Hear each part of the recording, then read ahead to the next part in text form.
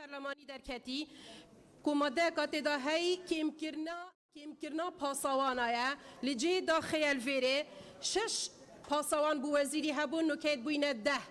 آیا اف دهت هنه اگر املیک بدین بتا 230 پاسوان تنه بو وزیرا بین دست نشان کرنه آیا اوه بن پیکرنا یاسای چاکسازی نایت کرنه دویره یا دوه آیا بوچی پاسوانت هر سه سروکات که نهاتی نه تحدید کرده نه سروک هرمه نه جیگری سروک حکومته عفو سروک حکومته نه سروکات یا پارلمانی و جیگری توانه نهاتی نه تحدید کرده آیا یا صاده هو سایت اجیبه جی کرده زور ممنونم بله زور سپاس بله برایسان کاغیاسی ورتانک دنیام بناوی خدا دیارە بەڵێ سەرۆکی پەرلەمان من پێشگیری هەموو برا بەڕێزان دەکەم کە باسی بڕینی موچە و 121 وانەکە پێویست ناکات دووبارەکەمەوە بەڵام بەڵێ سەرۆکی پەرلەمان من دوو ڕۆژە بە دەوری و پشتی هەولێردا دەگەڕێم لە دەورە و پشتی هەولێر ئەو زەویانە هەر هەمووی لەسەر 120 هەموو دابش دەکرێن بێوەی کەس بزانێت چێ بینای گەورە گەورە دروست دەکرێت یعنی بەڕاستی هەخوایە لایەنی پەیوەندیدار ڕوونکردنەوە بدا ئەو زەویانە دەدرێن بەچێ و دەکرێن بەچێ لەبەرەوەی چەند 10 ساڵی دیکە پێ بچێ زەوی بۆنەوەکانمان نامێنێ ئەوەیە خاڵێکم ئەوەیە بەڵێ سەرۆکی پەرلەمان پەروەردە لە کوردستان فەشەلی هێنا زۆرم مانگ دانیشتنمان هەیە ئەو قسەیە لە بەردەمی هەردوو وەزیرەکە کە باشە باش سەبارەت بەوەی یەکەمیش یاداش بدە لە پەرلەمانی کوردستان کاک هاوڕێ فەرموو بەڕێ سەرۆکی پەرلەمان ئێستا کە کۆدەنگیەک لە نێو پەرلەمانتاران دروست بوو واژوو کۆکرایەوە لەسەر ئەوەی کە حکوومەت بانگێشتی پەرلەمان بکرێ ئەگەر نەهاتن جەلسەکار بەردەوام بێ من پێشنیارەکەم بۆ بەڕێستان لە سەرۆکایەتی پەرلەمان لە دوای ئەوەی کە پەرلەمانتاران ڕاو سەرنجەکانی خۆیانە خەنە ڕوو بڕیارێکی تەشریعی پەرلەمانی بخەنە دەنگدانەوە لەسەر ئەوەی کە پەرلەمانی کوردستان دژی لێبڕینی موچەیە ئەو کات یعنی بەڕێ سەرۆکی پەرلەمانم پێشنیارێ من ڕەنگە گەڕانەوەی هاوسەنگیش بێ بۆ ئەو هەندێک جار ناکۆکی دروستە بێ لە نێوان سەرۆکایەتی و ئەندامانی پەرلەمان هاوسەنگیەکە ڕێک کاتەوە من یەک نمونەیەنمەوە ینی خولی یەکەمی پەرلەمانی کوردستان بە ڕێزێک سەرۆکی پەرلەمان بووە تەنها لەبەر هەڵوێستەکانی ئێستا ڕەنگە بەشێک لە پەرلەمانتاران محیبەت و خۆشەویستیان بۆی هەبێ بێ ئەوەی بینی بێتیان بۆیە داواکەم لە بەڕێستان لە سەرۆکایەتی پەرلەمان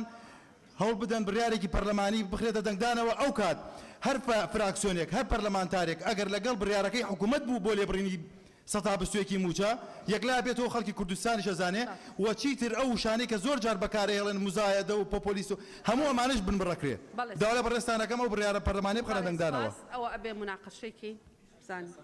بەڵێ چی بخەینە دەنگدانەوە با ئێمە جارێ بزانین با دانیشتنەکە بکەین بەڕێزان بەڵێ کاک زۆرزانە بەڕێز سەرۆکی پەرلەمان دیارە بەرنامەی کار ئەمڕۆ یەکێک لە خاڵەکانی بە ئامادەبوونی تیمی حکوومەتە کامەشیان خۆی لە خۆیدا جارێکی دیکە دووپاتیەوە دەکاتەوە جەرائەتی ئەم حکوومەتە لەوەدایە کە زۆرترین دانیشتەکانی پەرلەمانی کوردستان بە ئامادەبوونی تیمی حکوومەت بووە و ئەو بابەتانەی کە لێرە مناقەشە دەکرێن بەداخەوە ئێمە هەر سێ فراکسیۆنی دەسەڵات و بەشدار لە حکوومەت دەبێت بە ئاراستەیەکی دیکە قسە لەسەر ئەم بابەتانە بکەین واگەر بڕیارە پرسەکان بوونەتە لە پرسێکی حکومڕانیەتی ئەم وڵاتە پرسی لێبڕینی موچە و خۆگونجاندن بووەتە پرسێکی سیاسی باچی دیکە سەری خەڵک بەم بابەتەوە نێشینین لێرە بەیەکەوە خوشک و برایانم لێرن مامۆستا گوڵستان لێرێ وەکو سەرۆکی فراکسیۆنی گۆڕان کاک زیاد لێرێ وەکو سەرۆکی فراکسیۆنی یەکێتی ئێمەین ئەم سێ فراکسیۆنین حکوومەتمان پێکی نایە ئەم پرسە سیاسیە ببینەوە دەرەوە و سەر مێزی گفتوگۆکانی خۆمان لەوێدا ئەم پرسە سیاسیانە معالەجە بکەین ئەگەر بابەتەکان سیاسین وەگەر بابەتەکانیش سیاسینین و پەیوەندی بە حکومڕانیەتی ئەم وڵاتە هەیە والله دیسان تاکید لەوە دەکەینەوە حکومڕانیەت بەم شێوەیە ناکرێت زۆر سپاس بەڵێ سپاس کاک مەلاوس بەڕێز سەرۆکی پەرلەمان ئەگەر قبول بکەیم وا ئەبینم کە ڕخنەیەک بگرین ئەو پشێوەی یان خۆت ئەو حالەتانی کە ڕوو دەدەن دەبینم هۆکارەکەی بۆ ئەوەیە وەکو پێویست پەیڕەوی ناوخۆی پەرلەمانی کوردستان جێبەجێ ناکرێت جەنابەت پێشتر لە کۆبوونەوەکانی تر بەڵێن دابوو کە ئەوانەی خاڵی پەیڕەوی نین بە هیچ شێوەیەک وەرنەگیرێن بەڵام بەداخەوە زۆر خاڵی زۆر تێبینی و سەرنجە بوو کە خاڵی ناپەیڕەوی بوون وەرگیران ئێمە هەمومان چێ پەرلەمانتار چه حکوومەت هەمومان لە یەک سەنگەرین دەمانەوێت خزمەتی هاوڵاتیانی کوردستان بکەین دڵنیان ئەگەر حکوومەت داهاتی پێویستی هەبێت لە کات و ناتوان بڕم ڕێز دەگرم ئێستا ئەو قسانە هەتا ئەویا پەیڕەوی بوو بەس لێرەوە ناپەیڕەوی بەس بیڵێ من دەستخۆشانە لە زەنابت دەکەین کە دەرفەتدا ئەو ئیمزایانە کۆ بکرێنەوە زۆر گرنگە حکوومەت بێتە پەرلەمان هۆکاری لێبڕینی موچە هۆکاری کۆنەکردنەوەی هەموو داهاتەکان هۆکاری ئەوانەی کە ڕێگر بوون بۆ ئەوەی هێزی هاوبەش بستنە خاڵە سنووریەکان بۆ هاوڵاتیان ڕۆم بکەنەوە بۆ ئەوەی خەڵکی کوردستانیش لە ڕاستی و دروستی هەموو بابەتەکان ئاگادار بوون زۆر سپاس. بەڵێ زۆر سپاس بۆ بەڕێزان ئەگەر هەر هەمان ئەو بابەتانن با دەست بە جێبەجێکردنی بەرنامەی کار بکەین ئێمە میوانمان هەیە با دەست پێ بکەین ئەگەر هەمان ئەو بابەتانن ها ئەگەر هەمان ئەو بابەتانن بەدرێ خان مامۆستا ئەبوبەکر دکتۆرە ئەگەر هەمان بابەتی موچە و ئەوانەیە با دەست بە جێبەجێکردنی بەرنامەی کارەکە بکەین مامۆستا ئەبوبەکر تۆ لە هەمووان موسڕتر بووی لەسەر مەسەلەی چەکدار یعنی مەسەلەی چەکداری و کوشتن بەڵێ فەرموو بەڵێ بەدرێ خان بەناوی خۆی بەخشندەی میهرەبان بەڕێ سەرۆکی پەرلەمان بەداخەوە تێبینیم کردووە ئەمە شەشەمین کۆبوونەوەی پەرلەمانە تا ئێستا نوقتە نظامی منت وەرنەگرتووە ئێمە نوێنێری خەڵکین بەڕێ سەرۆکی پەرلەمان هەموو ژمارەکانت پێڵم هەموو جارێک چۆن ئەڵێ من بەڕاستی هەوڵی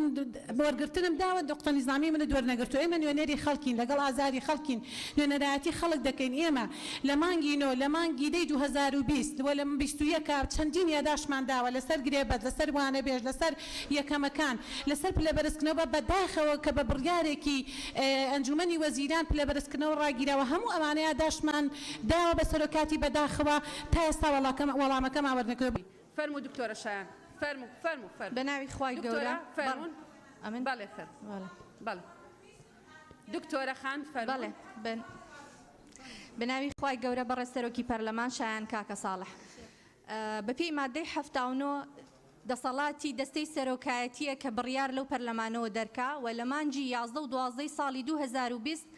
لەگەڵ بەڕێستان ڕوبەڕوو دانیشتین باسی ئەو بابەتەمان کرد کە دەستەی سەرۆکاتی پەرلەمان یا ئەرکی سەرۆکی پەرلەمانە و دەسەڵاتی هەیە کە بڕیارێک دەربکا بۆ هەڵوەشاندنەوەی موچە وەڵامی بەڕێستان بەڵێ وەڵامی بەڕێستان ئەوە بوو کە هەر بڕیارێک لە پەرلەمان ئەگەر زۆرینەی دەنگی لەگەڵ نەبی ڕوبەڕوو بەیەکەوە دانیشتین نەک لە ناو جەلسە بڕیار ئەوە بوو کە هەر بڕیارێک دەربچێت ئەگەر زۆرینەی لەگەڵدا نەبێت دەبتە بڕیارەکی تەشریعی و یعنی وەک بڵێ شەرعیەتدان بە لێبڕینی موچە ئەگەر زۆرینەی دەنگەکانی لەگەر نەبی ئێستاژەوە هەمان شت دووبارە دەکەینەوە ینی لە ئەرکی پەرلەمانە بڕیارێک دەربکا لۆ هەڵوەشاندنەوەی لێبڕینی موچە ئەو کاتەش بە دەردەکەوی کە چێ لەگەڵ لێبڕینی موچێ چ پەرلەمانتارێک و چێ لەگەڵینی ئەو کاتەش هەر هەمان قسەمان کرد و هەروەها یەک شتی دیکە ئەگەر پەرلەمانتار لە حزبی دەسەڵاتیش بی لە ناو دەسەڵات بەشداربی معنای ئەوە نییە باسی کەم و کوڕیەکانی حکوومەت نەکات چونکە ئەرکی ما ئەوەیە بە دوواداچوون بکەین لە هەرجەیەکیش کە کەم و کوڕیمان بینی دەبی باسی بکەین ئەو معنای ئەوە نییە کە لادانمان کردێت لە پێیڕەوە سپاس سەرۆکی پەرلەمانی کوردستان دەنگێکە وەکو هەموو ئەندامانی تری پەرلەمانی کوردستان جگە لە دەنگێک ناتوانێت بڕی هیچ جۆرە بڕیارێک بدا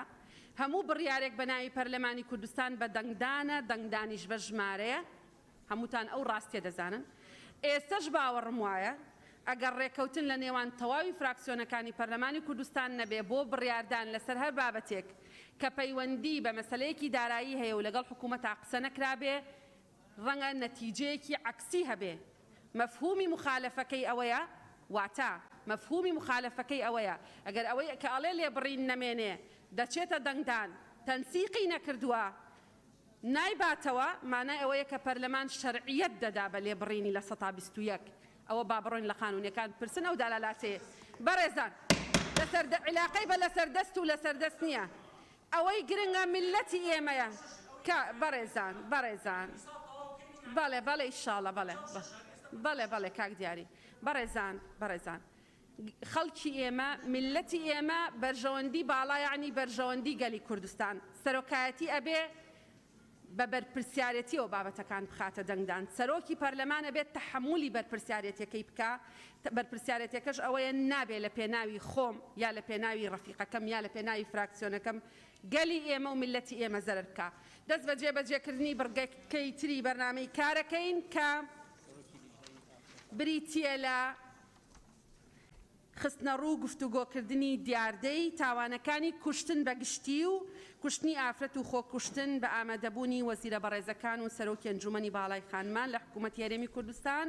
بە پێی حکمی بڕگەی یەکەم لە مادەی 66 لە پەیڕەوی ناوخۆی پەرلەمانی کوردستان سەرەتا بە ناوی خۆمان بە ناوی پەرلەمانی کوردستان بە گەرمی بەخێرهاتنی تەواوی وەزیرە بەڕێزەکانی کابینەی نۆیەمی حکوومەتی هەرێمی کوردستان و بەڕێز سەرۆکی ئەنجومەنی باڵای خانمان و بەڕێزان لە ئەنجومەنی باڵای خانمان کە وەکو میوان لەسەرەوە دانیشتون بە گەرمی بەخێرهاتنی هەمووتانەکەین و دەرفەتە دەینە بەڕێز سەرۆکی لیژنەی داکۆکیکردن لە مافەکانی ئافرەت بفەرمێ بۆ خوێندنەوەی راپۆرتی لیژنە هاوبەشەکانی پەرلەمانی کوردستان فەرموون.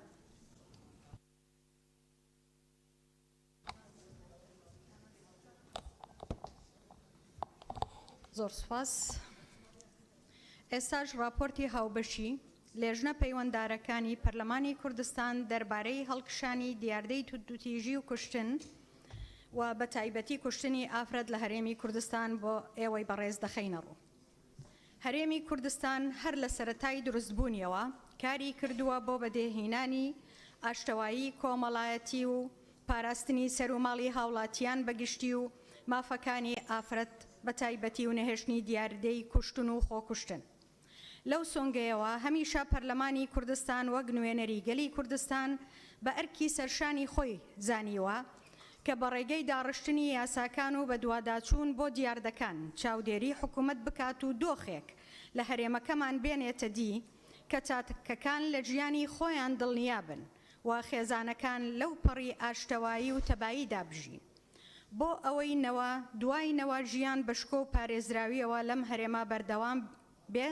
و ببێتە نمونەی کۆمەلگایەکی شارستانی و میهرەبان. بەڵام بەداخەوە لەگەڵ ئەوەی لە ڕووی ژێرخانی یاسایی هەوڵی باش دراوە بۆ دەستەبەرکردن و پارێزگاریکردن لە مافەکانی مرۆڤ بەگشتی و مافی ئافرەت بە تایبەتی کەچی ڕۆژ بە ڕۆژ پێشێلکاریەکان بەرامبەر بە تاکەکان و ئافرەت لە ڕووی ژمارە و چۆنیەتی و مەترسیداریەوە لە کۆمەلگاکەمان ڕوو لە هەڵکشانە وای لێ هاتووە هەفتانە بگرە هەندێک جار ڕۆژانە گوێبستی هەواڵی دڵتەزێن و ناخۆش دەبین سەبارەت بە پێشێلکاریەکان دژ بە ژیانی تاکەکان و بە تایبەتی کوشتنی ئافرەتان بە بیانووی جیاجیا لەوانەش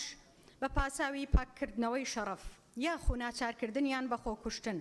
لە بەرئەنجامی هەموو فشار و پێشێلکاریانەی ڕوبەڕوویان دەبێتەوە. بۆیە پەرلەمانی کوردستان بە تایبەتیش لێژنە پەیوەندیدارەکان بە ئەرکی سەرشانی خۆیان دەزانن کە بە دوواداچوون بۆ ئەو تاوان و پێشێلکاریانە بکەن کە لە هەرێمی کوردستان لەم چوارچێوەیەدا ئەنجام دەدرێت. بۆ ئەم مەبەستەش لەبەر پێویستی بابەتەکە لە ڕێگەی دەستەی سەرۆکایەتی پەرلەمانەوە داوامان کرد وەزیرە پەیوەنددارەکانی هەرێمی کوردستان سەبارەت بەم پرسە بانکێش بکەین تاوەکو بەیەکەوە گفتوگۆ بکەین دەربارەی هەڵکشانی ڕوودانی ئەم تاوان و پێشێلکاریانە و بڕیار لە چارەسەرکردنیان بدەین. چونکە ئەو ئاستەی تاوان و پێشێلکاریانە بەرامبەر تاکەکان و بە تایبەتی ئافرەت ئەنجام دەدرێن لەگەڵ بڕوای پتەوی دامەزراوەکان و دەسەڵات لە هەرێم یەک ناگرێتەوە. بە هەموو شێوەیەک پاڵپشتی مافەکانی مرۆڤن بۆیە وەک لێژنە پەیوەنددارەکان ڕووی گفتوگۆ بۆ ڕوونکردنەوە دەکەینە وەزیرە بەڕێزەکان لەسەر ئەم بابەتانەوە. یەکەم بەپێی ئەو ئامارانەی کە لە سەر تاوانەکانی کوشتن و خۆکوشتن هەن و ئاماژە بۆ هەڵکشانیان هەیە ئایا بەراوردێک کراوە لە نێوانیاندا و دراسە و توێژینەوەی ئەوە کراوە بۆ دیاریکردنی هۆکارەکانی ئەم تاوانانە لە ڕووی چەندایەتی و چۆنایەتیەوە؟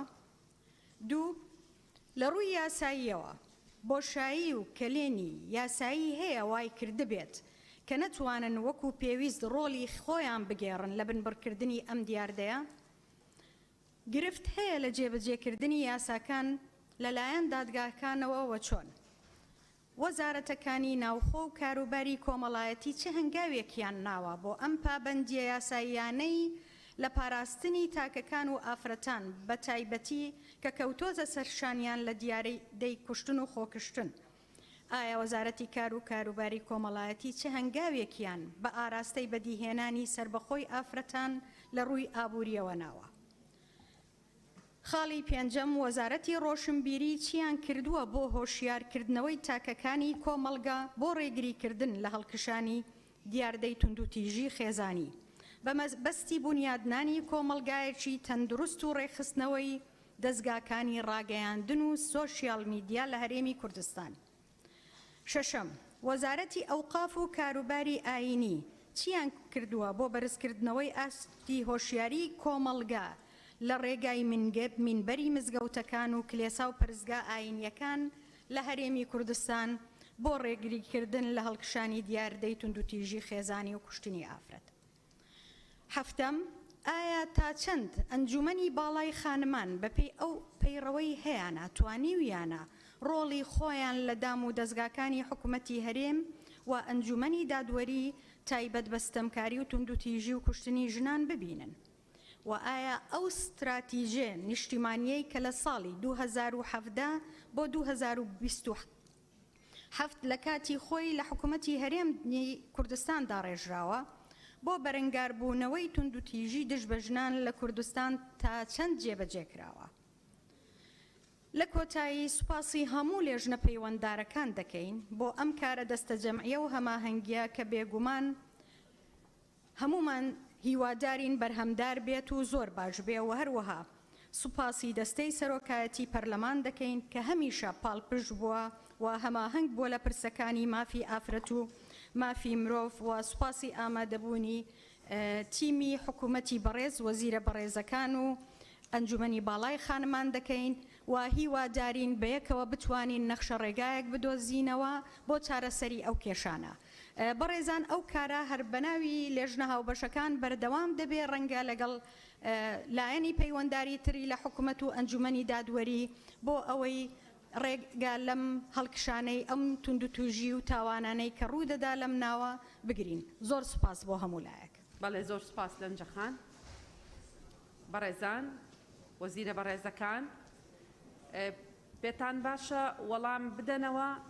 ئەو راپۆرتەی لەنجەخان یا ئەندامانی بەڕێزی پەرلەمان قسە بکەن، دواتری یەک جار وەڵامی هەمووی بدەنەوە لە ناو خۆتان ئەگەر شاوەرێک بکەن و جوابمان بدەنەوە.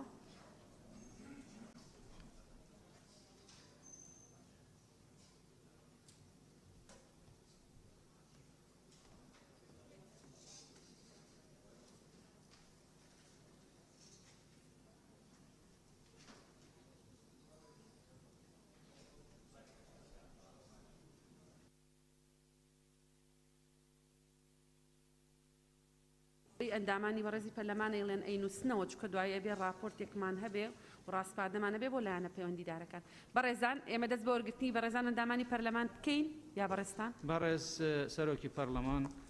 بەڕێزان ئەندامانی بەڕێزی پەرلەمانی کوردستان، سوپاسان دەکەین کە بانکێشتان کردوین بۆ ئەو کۆبوونەوە گرنگە. ئێمە پێمان وایە کە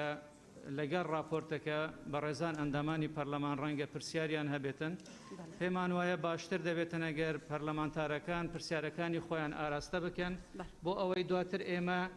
هەم لەگەڵ راپۆرتەکە هەمیش پرسیارەکان بە یەک جار وەڵام بدەینەوە بۆ ئەوەی هەم کاتەکەش بە فیڕۆ نەچێ زیاتر و هەمیش وەڵامەکان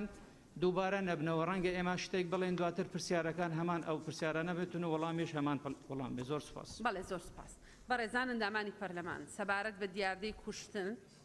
خۆکوشتن، کوشتنی ژنان و ئافرەتان،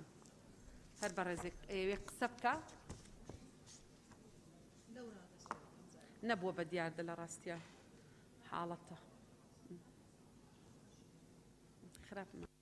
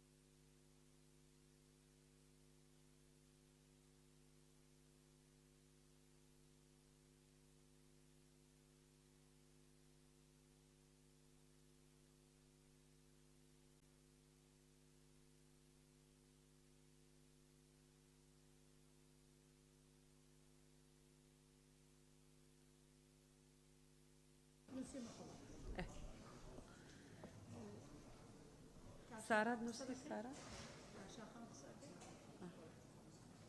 سارا خان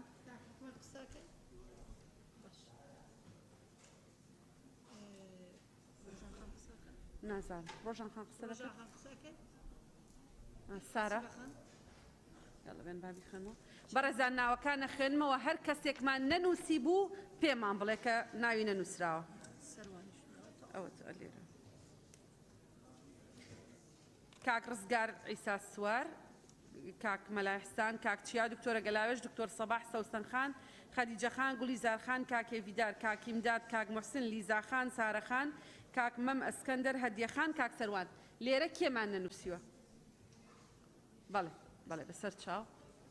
بەڵێ کێی تر وەڵا ئەوە تر موناخان نووسیوێتی بەڵێ کێی تر هەیە لێرە نەمان نووسی بێ گوڵستان خان کاک باڵامبۆ ئاشنا خان شادی خان کاک بەڵێن کاک عوسمان سێدەری کاک جەلال شیرین خان کاک گۆران کاک جەلال پەرێشان کاک مەلاوەیس کاک شاخەوان کاک حکمەت کێ هەیە نەمان نووسی بێ لێرە بەڕێزان باشە دکتۆر محێدین کاکاوە دکتۆر ئیسماعیل مامۆستا بوبەکر مامۆستا عومەر هەڵەس خان سەرچنار خان کاک مەم کاک سیروان مژدە خان بەدریە خان کەس هەیە ناومان نەنووسی بێ لە بیرمان چوو بێ مامۆستا عوسمان کاک شێخ زاهیر بنووسی کەس هەیە ناومان نەخێن بێتەوە ئەوێ قسە بکە بەڵێ دکتۆر محێدین بەڕێز سەرۆکی پەرلەمان سەرەتا بە خێراتنی شاندی حکوومەتی هەرێمی کوردستان دەکەین بەڕاستی مەسلەی کوشتن و خۆکوشتن و سوتاندنی ئافرەتان لە کوردستان بووتە پرسێکی کۆمەلگایی و هات بە گوێرەی ئامارێکی بەڕێوەبەرایەتی ڕاگەیاندنی پۆلیسی گشتی هەرێم لە ساڵی ڕابردوودا 259 تاوانی کوشتن و خۆکوشتن ئەنجام دراون تەنها لە پارێزگای هەولێر 65 سلێمانی 50 دۆک 61 هەڵەبجە 4 سۆران 22 گەرمیان 19 ڕاپەڕین 26 جگە لەو ئامارانەی کە بەڕێوەراتی بەرانگاربوونەوەی توندوتیژی دژی ئافرەتان کە بڵاوی دەکاتەوە لە ساڵی 2019 و سەرەتای ساڵی 2021 ئەم پرسا پێویستی بە هەڵوەستەیەکی جدی هەیە و هەڕەشەیەکی جدیە لەسەر مەسەلەی ئافرەتان دیاردەی بەربڵاوی چەک سەروەرنەبوونی یاسا نەبوونی ترس لە سزادان ئازادکردنی تاوانباران بە کەفالەتی مادی و شەخسی و چارەسەرکردنی کێشەکانیان بە سولحی عەشایری و ڕوبەڕوونەکردنەوەی تاوانباران بە پاڵپشتی هێز و کەس و حزب و دەستگا و عەشیرەت بێکاری خراپی باری ئابووری دابوونەریتی کۆمەڵایەتی و هزری دواکەوتووی هۆکاری سەرەکی ئەنجامدانی تاوانی کوشتن بەگشتی و ڕەشەکوژی ئافرەتان بە تایبەتی بۆیە پێشنیاری ئەوە دەکەین کە دیاردەی بەربڵاوی چەک کۆنتترۆل بکرێ و یاساکان زیاتر سەروەر بکرێن ڕێگری لە دەربازبوونی تاوانباران بکرێت هەموارکردنەوەی یاسای بەرەنگاربوونەوەی توندوتیژی خێزان کە تێیدا ڕێکارەکانی سزادانی تاوانبارانی کەیسی کوشتنی ئافرەتان توندتر بکرێت ڕێگریکردن لە چارەسەرکردنی تاوانی کوشتنی ئافرەتان بە سولحی عەشایری هەموارکردنی ئەو دەقانەی کە ڕێگا دەدەن یان هان دەدات بۆ جیاکاری دژی ئافرەتان بە تایبەتی لە یاسای سزادانی عێراقی و یاساکانی تر بە تایبەتی یاسای کار و یاسای بادی شارستانی و گرنگیدان بە لایەنی پەروەردە و فێرکردن و بواری خێزان و زۆر سپاس. خۆیان تەواو بوو کاکاوە. بەڕێز سەرۆکی پەرلەمان دیارە هۆکار زۆرە بۆ ئەو ڕوودا و کۆمەڵاتیانەی کەوا لە هەرێمی کوردستان بەردەوامن بە بڕوای من یەک لەو هۆکارانە بەڕاستی کە پێویستە چارەسەر بکرێ مەسەلەی تعدیلکردنی یاسای ژمارە 16 ساڵی 93 کە یاسای چەک و یاسای قەدەغەکردنی چەکە هەرچەندە ئێمە لە لیژنەی ناوەخۆش باسمان کردووە و پێویستە بە زووترین کات ئەم یاسایە گۆڕانکاری تێدا بکرێ و تعدیل بکرێ و هەموار بکرێتەوە لەبەرەوەی یاسایەکە کۆنە و ڕەنگە کۆمەڵێک بەرگە و مادە هەیە کە بۆ ئێستا ناگونجێ. خاڵیشتر بەڕاستی بەداخەوە تا ئێستا لە هەرێمی کوردستان دەبینین لە بواری عملی دوو زۆن هەیە یاخود دوو ناوچە هەیە یاخود دوو دەسەڵاتی جیاواز هەیە کەسێک کە تاوانێکە کە ڕووداوێکی کۆمەڵایەتیەکە لە ناوچەیەک دەڕواتە ناوچەیەکی تر و دەستگیر ناکرێەوە بە پێچەوانەکەشەوە هەر ڕاستە پێویستە بەڕاستی حکوومەت ڕۆڵی خۆی ببینێەوە و حکوومەت دەسەڵاتی بەسەر هەموو ناوچەکان وەکو یەکە بێ لە هەموو ناوچەکان یاسا وەکو خۆی جێبەجێ بکرێت خاڵێشتر بەڕاستی بەداخەوە تا ئێستا دەسەڵاتی حزب زاڵە لە هەرێمی کوردستان و تا ئێستا حزب بە دەسەڵاتدارەکان مەکتەبی کۆمەڵایەتیان هەیە و بەشێک لەو کێشە کۆمەڵایەتیانێکەوە دروستە بن هەتا تاوانی کوشتنیشی لەیەکەوێتەوە لە ڕێگای سڵحی عشایری و لە ڕێگای مەکتەبی کۆمەڵایەتی چارەسەر دەکرێن و دادگا ڕۆڵی خۆی نابێنێ گرنگترینشت بەڕاستی لە هەرێمی کوردستان ئەوەیە کە یاسا سەروەر بکرێەوە دادگا ڕۆڵی خۆی ببێنێ ئەگەر دادگا ڕۆڵی خۆی بینی و یاسا سەروەر کرا و لە هەموو ناوچەکان وەکو یەک یاسا جێبەجێکرا پێم وایە کاریگەری زۆری دەبێتن لەسەر کەمکردنەوەی دیاردەی کوشتن و ئەو دیاردانەی هەنا اینجا لە بیریشمان نەچی بەشێک لە ڕاگەیاندنەکان بە تایبەت ئەو ڕاگەیاندانەی کەوا تەرفیهین و دیارە ڕاگەیاندنەکانشان بەشێکیان دیارن زۆربەی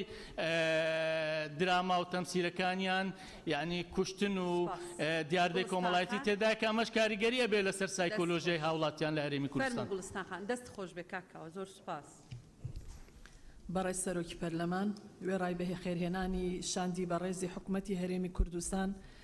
من جەخت لەسەرەوە کەمەوە کە بەڕاستی لەم وڵاتی ئێمەدا و بە تایبەت لە ئێستادا سەروەری یاساکان کەوتۆتە ژێر پرسیارێکی زۆرەوە وێڕای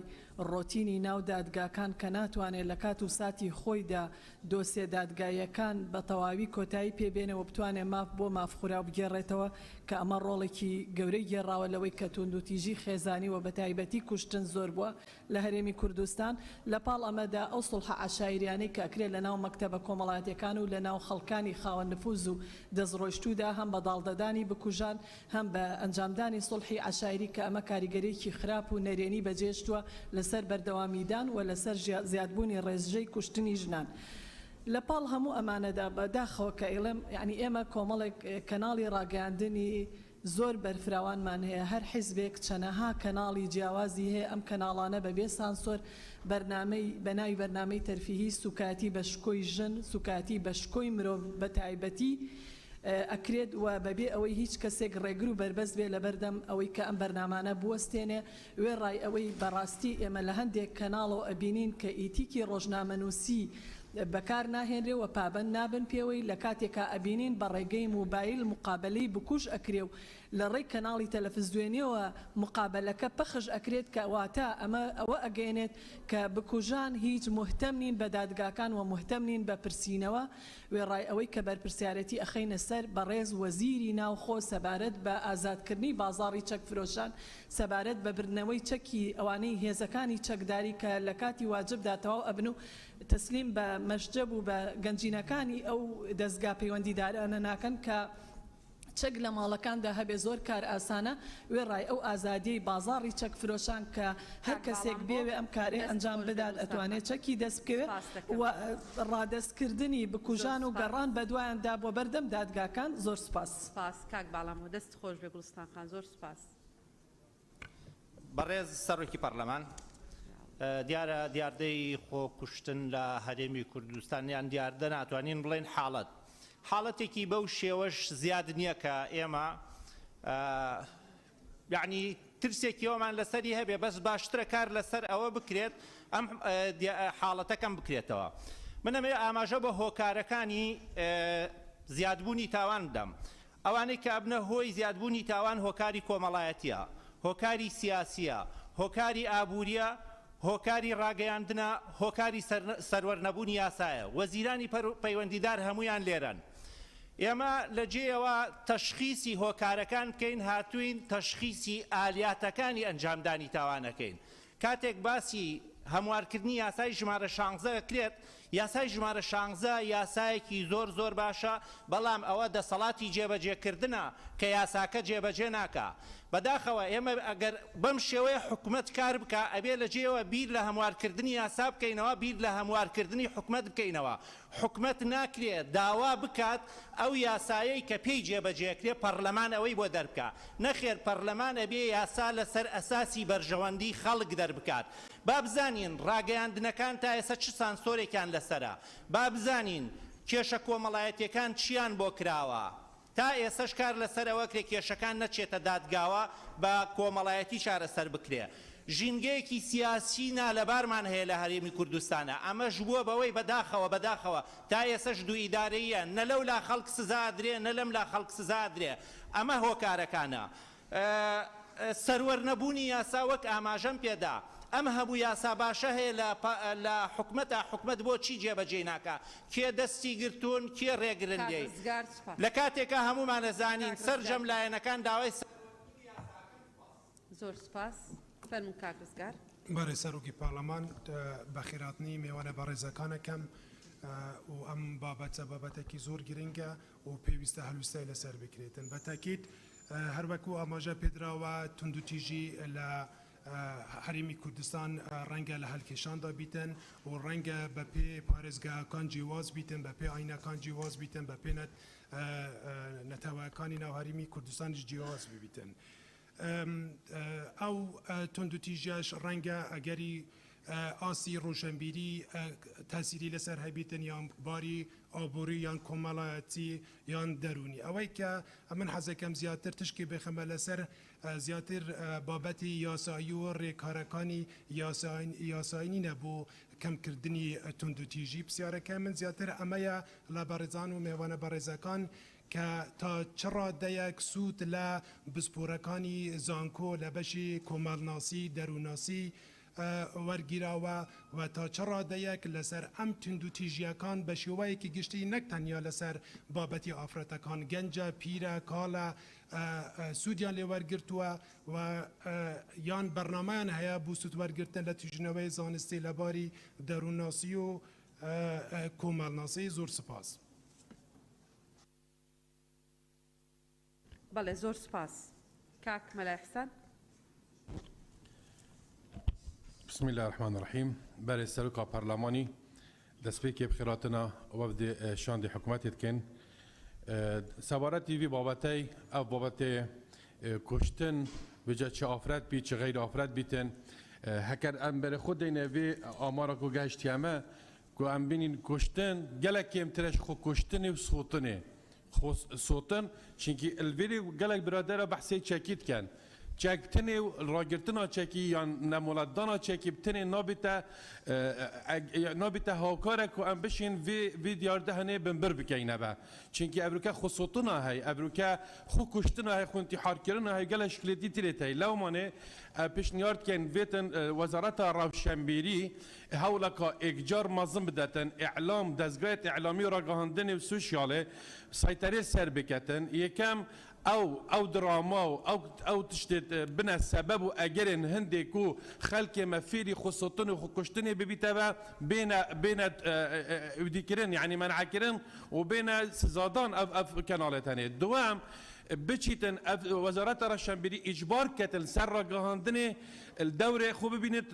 ناوا مزگەفتا دات ناوا کەنیسا دا ناوا چێت عیبادەتی دا چونکی وەزارەتە ئەوقافێ بەردەوامی مەگولەیە بەردەوامی ڕێنمایە دەتە مامۆستایەت ئاینی لە هەمی دیانەتە کو بێن خزمەتە بێ چەندێ بکەن و تەعیا خەلی بکە بەلێ ئیعلام نینە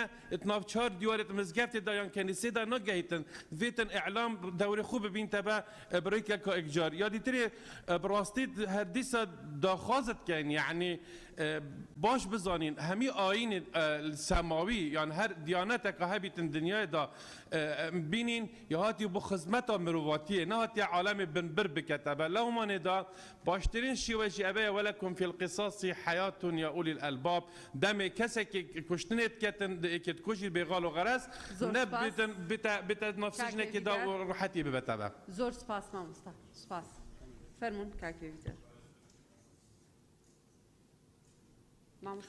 بەڕێز سەرۆکی پەرلەمان زۆر سپاس بۆ ئەم دەرفەتەوە و بابەتە گرنگە سوپاسی هاتنی حکوومەت دەکەین وەزیرە بەڕێزەکان کە بەڕاستی معنیم بەو بابەتە ئەمن سێ خاڵم هەیە باسەکەم پەیوەندی بە 4 وەزیرەوە هەیە زیادی حالەتی کوشتن لێرە و ئێمە لەگەڵ عێراق زۆر فەرق نین دوێنێ سێر چەکم کردووە لە وەزی عێراق زۆر زیاترە لە ئێمە یەکێک کە هۆکاری خۆکوشتن زیاد بووە یان کوشتن کە خەڵکی ئێکێک دەکوژێتن دیارە مەسەلەی عقابە هەستکردن بە عقاب نییە وەکو پێویست خەڵ عقوبە نادرێتن ئەمن سێر چەکم کردووە دوێنێ شەو بە و بابەتە لە ئەمریکا کابرایەک سجن کراوە 75 ساڵ دوای 10 ساڵ لە سجن مردووە بۆی احترامی عقابەکە بگرن 65 ساڵ لە ناو بەفر لە ناو سەهولیان هەلگرتووە دوای ئەوەی کە تەواو بۆ مودەکە اینجا بە خاکیان سپاردووە لێرە واتە کە عقاب هەبێ خەڵ بترسێتن کەس کوشتن کەم دەبێتەوە ئازەوە قسەیکی هەیە بێژن من ئەمین العقاب ئەساء الئەدەب بابەتی هۆکاری ئابووری کە دیارە بابەتی سیام کە زۆر لە ناو کۆمەلگای ئێمە تەئسیرێکی ئەو توی نەماوە مەسەلەی دینە بەڕێز وەزیری ئەوقاف لێرەیە پێشتر یەکێک مشکلێکی بۆ دروست بە دەوڵێ سەبر بگرا خوا دەرگا بوو دەکاتەوە ئێستا بچیە مزگەوتەکان نوێژی هەینی ئەم مزگەوتەوە مزگەوتە بکەیت تەئسیرێکی ئەو تو لەسەر ئێمە لە ڕووی دینیەوە لە مجتەمەعی ئێمە نەماوە یعنی ئەم بابەتانە بابەتی خێزان جەنابی سەرۆکی پەرلەمان ئێستا زۆر مەترسیدارە هەمومان تقریبن واین منداڵەکانی خۆمان ڕاست پاردووە تەلەڤیزیونی تەسلیمی تەلەڤیزیونمان کردووە تەسلیمی پۆبجیمان کردووە مناڵەکانی خۆمان تەسلیمی ئایپاد و تەلەفۆنمان کراوە چۆن بتوانن خێزانی خۆمان ڕێک بخەینەوە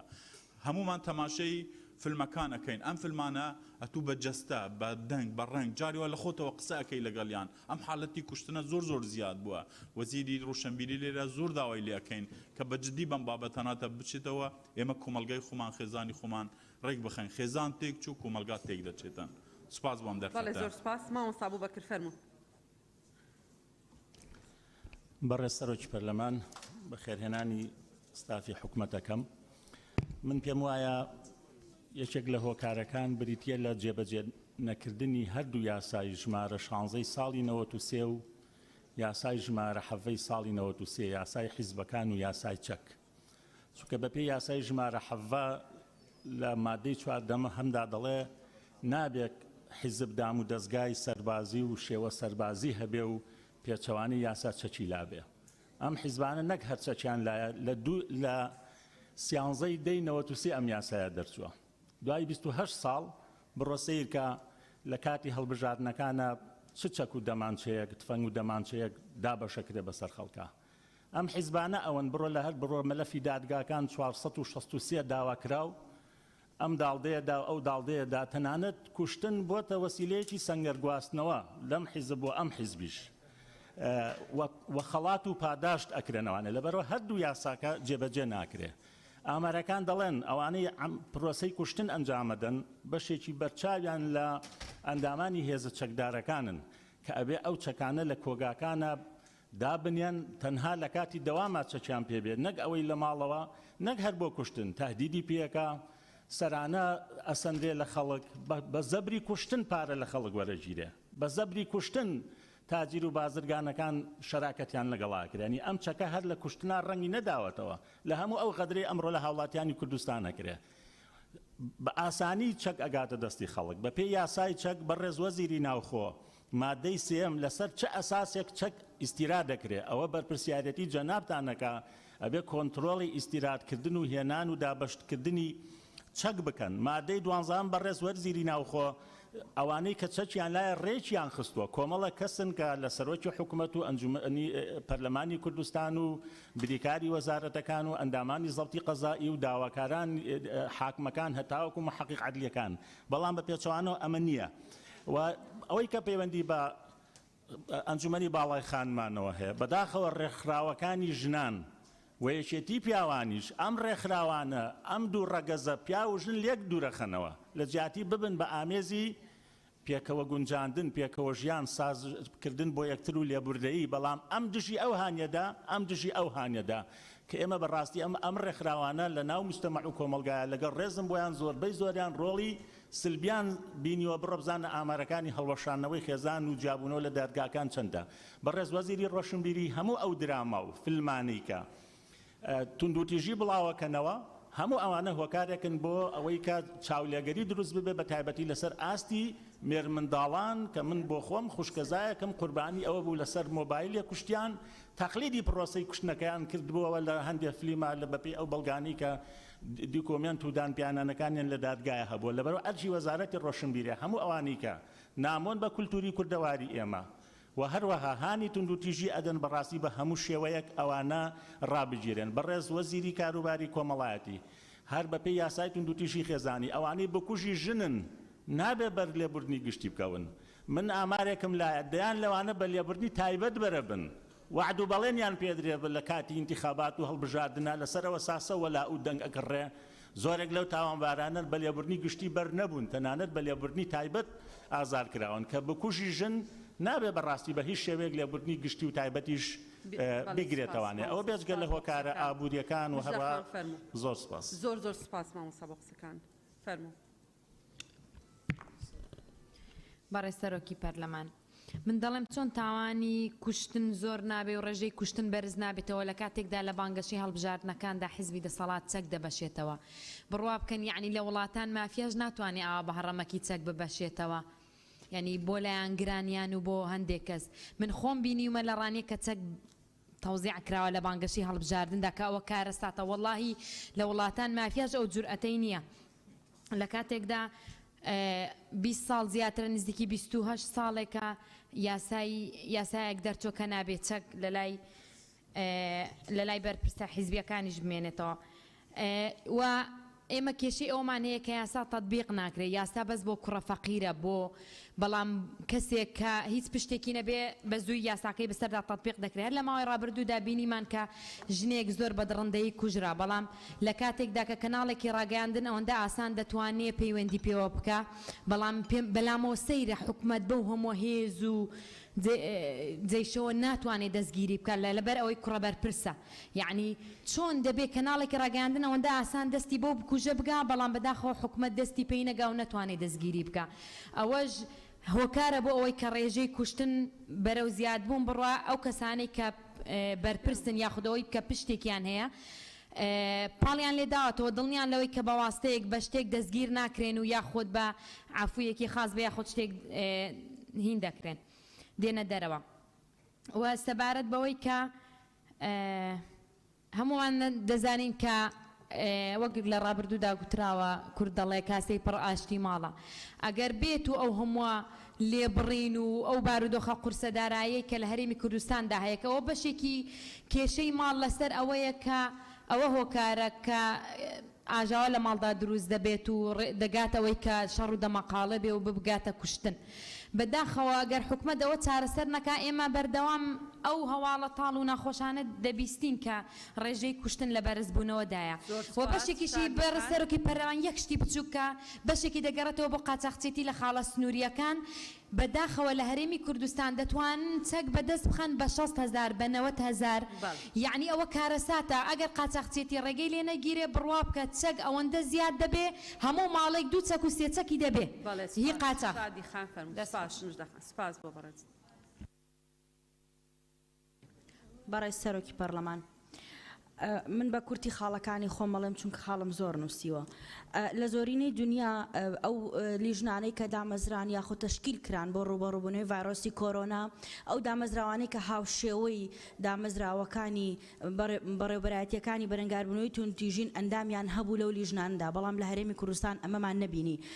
ئەگەر بتوان ڕوونکردنەوەیەکمان لەسەر ئەو بابەتە بدەنێ سوپاسدانەکەین شەڵتەرەکانی ژنان لە هەرێمی کوردستانەوە ماڵ دانەکان بە تەواوەتی فەشەلیان هێناوە ئەگەر فەشەلیان نەهێناوە چۆن لە سنوور کە لە سلێمانی لە باخی دایی کوژرا هەتا دوو کچەکەی چەمچەماڵ هەتا دوایین کوشتنی ژن لە هەولێر کە بە فیشە کوژرا لە ماڵی باوکە هەمویان لە شەڵتەرەکان و لە ماڵداڵ هاتبوونە دەرەوە ئەم سیستمە بەڕاستی لە هەرێمی کوردستانە سیستمێکە لە دنیادا ئەم مۆدێلە زۆر دەمێکە بەسەرچووە و پێویستە گۆڕانکاری زۆر زووی تێدا بکرێ وەزارەتی ئەوقاف نە لەم کابینێ نە لە کابینەی پێشوونەی توانیوە سەرکەوتوو بێ لە ڕێگرتن لە مامۆستایان و مەلایانی ئاینی لەوەی کە زەواج لە خواردنی قانونیەوە ئەنجام نەدەن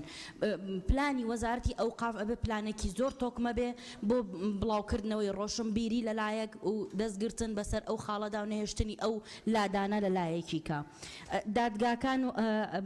دادگاکان بەشێکی ئەو هەموارانەی کە لە پەرلەمانی کوردستانەوە دەرچووە جێبەجێی ناکەن پلانی حکوومەت چییە بۆ کاری لەگەڵ ئەنجومەنی دادوەری کردو بۆ جێبەجێکردنی ئەو بڕگانەی لە هەموارەکان و یاساکانی هەرێمی کوردستانەوە هەن بۆ جێبەجێکردنیان کۆچی گەنجان و خۆکوژی گەنجان بە ڕێژەیەکی بەرچاو ڕێژەکەی بەرز بۆتەوە هۆکارەکان زۆر و جیاوازن ئایا پلانی حکوومەت دەربارەی ئەم بابەتە چییە میدیاکان هەندێک جار لە بەقەر پۆلیس و ئاسایش و دەستگاکانی حکوومەت داتاکان و زانیاریەکانمان بڵاو بۆ بڵاوکەنەوە یەک دەستانیەترم بیتە مەمنونە بم سوپاس دەکەم. ئایا پلانی وەزارەتی ڕۆشنبیری بوو ئەم بابەتە چییە؟ بازارگانیکردن بە چەک و بوونی چەکی بێمۆڵەت و بەخشینەوەی مۆڵەتی هەڵگرتنی چەک لەلایەن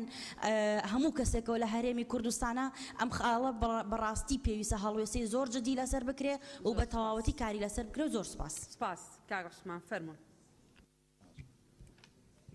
بەڕێز سەرۆکی پەرلەمان بە خێراتنی تیمی حکوومەت دەکەین. من پێشنیار دەکەم وەزارەتی ناوخۆ لە ڕێگەی بازگەکانەوە و لە ڕێگەی هێزەکانی ئاسایش و ناوخۆوە هەوڵ بدرێت دەست تون بکرێت بۆ ئەوەی ئەو کەسانەی کە بە بازگەکاندا هاتوچۆ دەکەن یاخود لە ناو شارەکاندا بە ئارەزوی خۆیان چەکەڵ دەگرن ئیجراعاتی تونتریان لەگەڵ بکرێت لە هەموو شار و شارۆچکەکانی کوردستان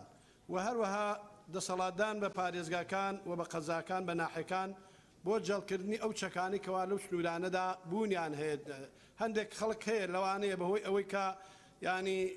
شوانە یاخود پێویستێکی هەیە پێویستە چەکی هەبێت و یا مۆڵەتی پێ بدرێت و ئەوانە کە لە پارێزگاکاندا لە ئێستادا مۆڵەتی چەکەڵگرتن زۆر قورس بووە کە ئەمەش لەوانەیە بەشێکی پەیوەندی بەوە هەبێت کە خەڵک نەتوانێت بە ئاسانی ئەو مۆڵەتی دەست بکەوێت و ئەوانە بۆیە پەنابەر دەباتە بەر ئەوەی کە بە قاچاقی هەڵگرێت و بەشێکیشی پەیوەندی بە شەڕی نەخوازراوی داعشەوە هەیە کە ئەم شەڕە جارێکی تر دیاردەی چەکداری جێڕایەوە بۆ ناو هەرێمی کوردستان کە بەداخەوە بنبرکردنی هەروە دیارە کاتی دەوێت بۆ ئەوەی لە ناو ببرێتەوە. هەروەها وەزارەتی ڕۆشنبیری و لاوان پێویستە ڕاگانەکان ملزم بکات بەوەی کە هەوڵ بدرێت بۆ هەر تەلەڤیزیۆنێک یا هەر ڕادوەیەک یانی هەوڵ بدرێت بەرنامەیەکی تایبەت هەبێت دژی ئەم بابەتی دیاردەی چەکداریەوە و کەمکردنەوەی و هەروەها وەزارەتەکانی تەربیە ئەوقاف خوێندنی باڵا هەوڵ بدەن دەوری زیاتر بجێڕن و هەروەها لە سیستەمی خوێندندا ئەمە ئەگەر بکرێت جێگیر بکرێت چەک هەڵگرتن بە پێی پێویستی ئەگەرنا حرام بکرێت و هەروەها دەسەڵاتیش بدرێ بەو لیوا و یەکە و ئەوانەی کەوار لە بەرەکانی جەنگن هەوڵ بدرێت ئەو کەسانی کە واجب دەچن ینی چەکەکانیان بە لیستێک یانیا لەلان قایم خامێت یا لاەن لیواکانیانەوە دەسەڵاتیان بێ بدرێت ینی بە قایمەیەک چەک ببەن واجب و بۆ هەمان شێوە بگەڕێنەوانە نەک بە بەردەوامی چەکەڵگرن. من زۆر سوپاسان دەکەم بەڵێ نەفرەت لە چەکەڵگرتن بەبێ هۆ بەبێ سەبەب. بەڵێ فەرموون شیرین خان. بە ناوی خی گەورە و میهرەبان بەڕێز سەرۆکی پەرلەمان ڕۆژانە هەواڵی کوشتنی ژنان و ستاندنی ژنان بە شێوە جیاجیەکان دەبیستین مەخابن هەر لەو ساتەدا چی لە ئاستی میدیا و سۆشیال میدیا و ڕێکخراوەکانی واری ژنان و تا دەکاتە ئاستی دەسەڵات و حکومت هەموو خۆی بۆ پرسەوە سەرقاڵ دەکات بەڵام دواتر هەموو بێدەنگی هەڵدەبژێرێت.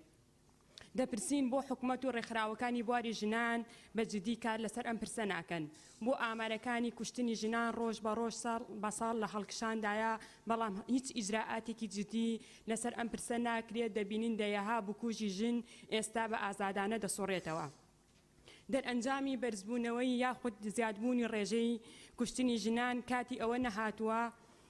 بۆ ڕێگریکردن لە زیاتر یا زیادبوونی کوشتنی ژنان یاسایی ژمارە هەشتی ساڵی 2011 یاسای بەرەنگاربوونەوەی توندوتیژی خێزانی ئەم یاسایە هەموار بکرێتەوە و تونتردا بەڕێژرێتەوە بۆ ئەوی چیدی با بڵێن ژنان بەو لێشاوە بەو ڕێژە زۆرە ڕوبەڕووستان و کوشتن و توندوتیژی نەبێتەوە. بەگشتی ئاماری کوشتن لە هەرێمی کورسان بە چەک هەڵکشاوە. لە کاتێکدا هەڵگرتنی چەک بە یاسا ڕێکخراوە و ڕێگری دەکرێت لە هەڵگرتنی چەکی نایاسایی. لە ڕێز وەزیری ناوخۆ دەپرسین هەڵمەتی داماڵینی چەک لە هەرێمی کوردستان یا هەڵمەتی داماڵینی چەکی نایاسایی لە هەرێمی کورسان ئەنجامی چی بووە و تا چەند ئەم هەڵمەتە ڕێگر بووە لەوەی کە چیدی کوشتن بە بەو ڕێژەیە بەرز نەبێتەوە. سوپاس. سپاس شیرین خان. کاک چییە؟ برای سروک پارلمانی از شرح نکم دسته بسیار کم سریعی بو برای وزیر نافخو چهار سریا آریشن جواکی و کمالاتی بریان نویسینگن کمالاتی و اشاعری بو یا ریگیری که بردم دادگاه هرم کردستانه و تایبەتی سولح عشایری و وەرگرتنا پارەکی زۆر بەرامبەر خوینێ و هەروەسا gelek jaraja ev bi resmiyat û bu vîdeo kamera û televizyona da têne pêşkêşkirin û destxoşî lê têne kirine aya çi rêgahek heye bo qepatkirina van nivîsîngeha û van karê eşayirî û sulhên eşayirî piriya wizareta navxwe ve çûnkî gelek cara bi kujek dana hindek parekî xeyalî bi salekê da li ser cadê piyasa dikit û azad digeret pisyara duêcek bo wizareta ewqafê ye gelek cara cevan sulh eşayirî da مامۆستایان ئاینی بەشدار دەبن و بەرسمی ئایا بریارێک نەشت دەرکەوە ژە وەزارەتە ئەوقافێ و بۆ بەشداری نەکردنا مامۆستایان ئاینی دەوان سولحێن عەشایریدا هەروەسا ئەف مامۆستایان ئاینی هەر ئاریشەکە جڤاکی هەبێت بەڕیا مەحکەمێ بێتە چارەسەرکردن نە نویسینگەهێن عەشایری ئایا نویسینگەیە کۆمەڵاتی هەروەسا بۆ ئەنجومەنی باڵایان ئافرەتە ئایا پێداچوونێک دکارێ ئەنجومەنی باڵایان ئافرەتا نەیتەکردنێ چونکی حتا نوکە ئەنجومەنی باڵای ئافرەتا نەشیاوێ ڕۆڵایی درستایی ببینێت بۆ کێمکردنا وان نابژم دیاردە بەسوان حالەتێک خۆکوژیەدا چونکی ئەف سیستمەکە نوکە بڕێڤەچێت نەردروی ئاستی داناک و دژی بنامایان مافێ مرۆڤانە و ڕاستیجێک پێدیوێ کار سەر بێتەکردنێ و زۆر سپاس سپاس دکتۆرە گەلاوێر بەڕێز سەرۆکی پەرلەمان سەرەتا بەخێرهاتنی میوانە بەڕێزەکان دەکەم دیارە ئەم پرسە زۆر لایەن دەگرێتەوە بەڵام ئەوەی من دەمەوێت قسەی لەسەر بکەم لە ڕووی پەروەردەیی و تەندروستیەوەیە پێش هەموو شتێک دەبێت هاوسەنجی هەبێت لە نێوان هەریەک لە ئازادی و یاسادا ئەو هاوسەنجێش ئەرکێکی قورسی حکوومەتە چونکە یاسا بەبێ ئازادی کۆمەلگە دەخنچێن و ئازادیش بەبێ یاسا کۆمەلگا بەرەو هەڵدێر دەباتن لە ڕووی پەروەردەیەوە دەبێت تاک پەروەردە بکرێت بۆ ئەوەی ئەم دیاریدەیە ڕەگ و ڕیشەی لە ناوبیر و هۆشی تاک بە تاچی کۆمەلگا بسرێتەوە چونکە ئەم دیاردەیەکی نوێ نییە بەڵکو پەرەی سندووە دیاردێکی تازە نیە بەڵام پەرەی سندووە لە ڕووی تەندروستیشەوە زوو بەشودان و کاریگەریەکی خراپی لەسەر تەندروستی ئافرەتان هەیە کە دەبێتە هۆی دابڕان لە قوتابخانە وازهێنان لە خوێندن و هەروەها ڕاستە ئافرەت لە خواردتەمەنی 18 ساڵی شێوەیەکی مێینەی پێگەیشت و پێشان دەدات بەڵام لە ڕووی بایۆلۆجی و جەستەیەوە مێینەکی تەواو پێنەگەیشتووە و دەبێت تووشی چەندین گرفت دەبێتەوە یەک لەوانە زۆری لەبار چوونە ئەوەش دەبێتە هۆی چەندین گرفتی تەندروستی تر وەکو نەخۆشیە دەرونیەکان و گرفتەکانی ترکە کۆتاییەکەی تەلاق و لێکترازانی خێزان و کێشە کۆمەڵایەتەکان دەبێت بۆیە لەم ڕۆوە پێویستە وەزارەتی کاروباری کۆمەڵایەتی هەنگاوی جددی بهاوێت و هەنگاوی کردداری باوێت بۆ ئەوەی دەستگاکانی پەروەردەی خێزان ڕۆڵ بجێڕن بۆ هۆشیارکردنەوەی خێزان و هەروەها خولی تایبەت بکەنەوە بۆ هۆشیارکردنەوەی خێزانەکان و پێویستە میدیای کوردی ڕۆلی ئیجابی بجێڕێت لە زەقکردنەوەی ئەم بابەتانە نەک ڕۆلی سلبی و هۆشیاری بڵاو بکاتەوە بۆیە پرسیار ئەوەیە ئایا وەزارەتی ڕۆشنبیری چ هەنگاوێکی ناوە بۆ ڕێگریکردن لەو شێوازەی کە هەندێک میدیاکان پەیڕەوی دەکەن زۆر سپاس زۆر سپاس دکتۆر سەباح فەرموو بەڕێز سەرۆکی پەرلەمان بە خێرهاتنێکی گەرمی تیمی حکوومەت دەکەم من لێرەوە دەمەوێت بەڕاستی باسی زۆر دیراسەتی هەیە سایکۆلۆجی کە کۆمەڵناسان و پزیشکانی دەڕۆنی کردیانە کە هۆکاری خۆکوشتن و ئافرەتان و شتیوە سەبەب چێ ئێکێکە لە هۆکارەکانی ئەو بوو کە حالەتی نەفسی تەسیرێکی یەکجار زۆر هەیە ئایا حالەتی نەفسی تەسیرێکی زۆر هەیە هەموو تشت نەیخینە ئەوە کە حالەتی قەزیای شەرەف و ناموس و شتیوە دەبی ئەگەر مەوزوعێک باسی بکەین بە لە هەموو لایەکەوە باس بکەین نە لە منزارێکی تەسک تەماشا بکەین ئێرە داوا دەکەم کە لە زانکۆکان و ئەنجومەنی باڵای خانمان احتیمامێکی باش دراسەتی حالاتی ئەو شتانە بێتەکردن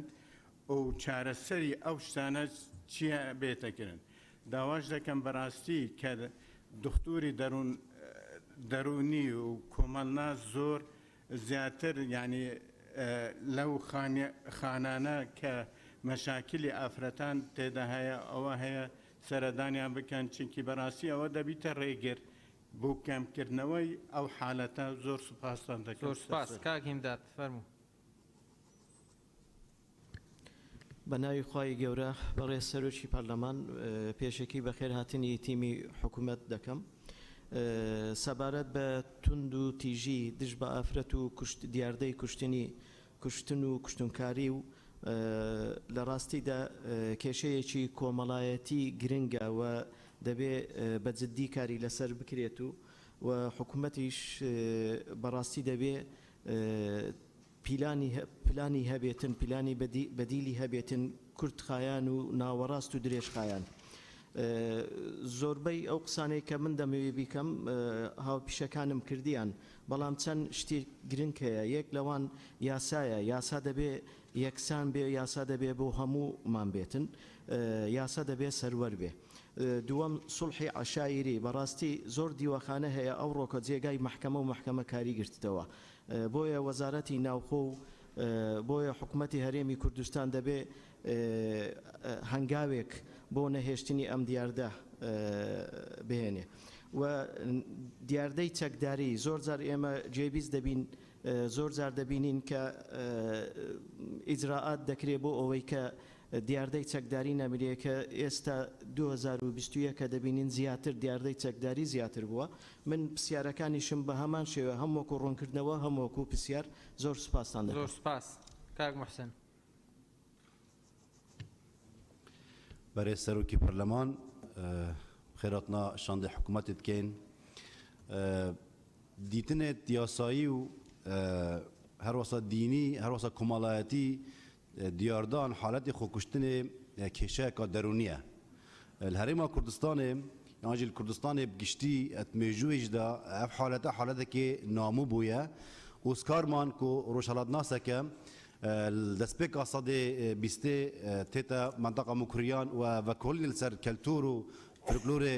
Kurda diketin dibêjtin min haletê xwekuştinê li dev Kurda ebed nedîtiye tenha haletê min dîtiye min guhlê bûye ew jî xwefîdayîkirina xecê bûye bû siyabendî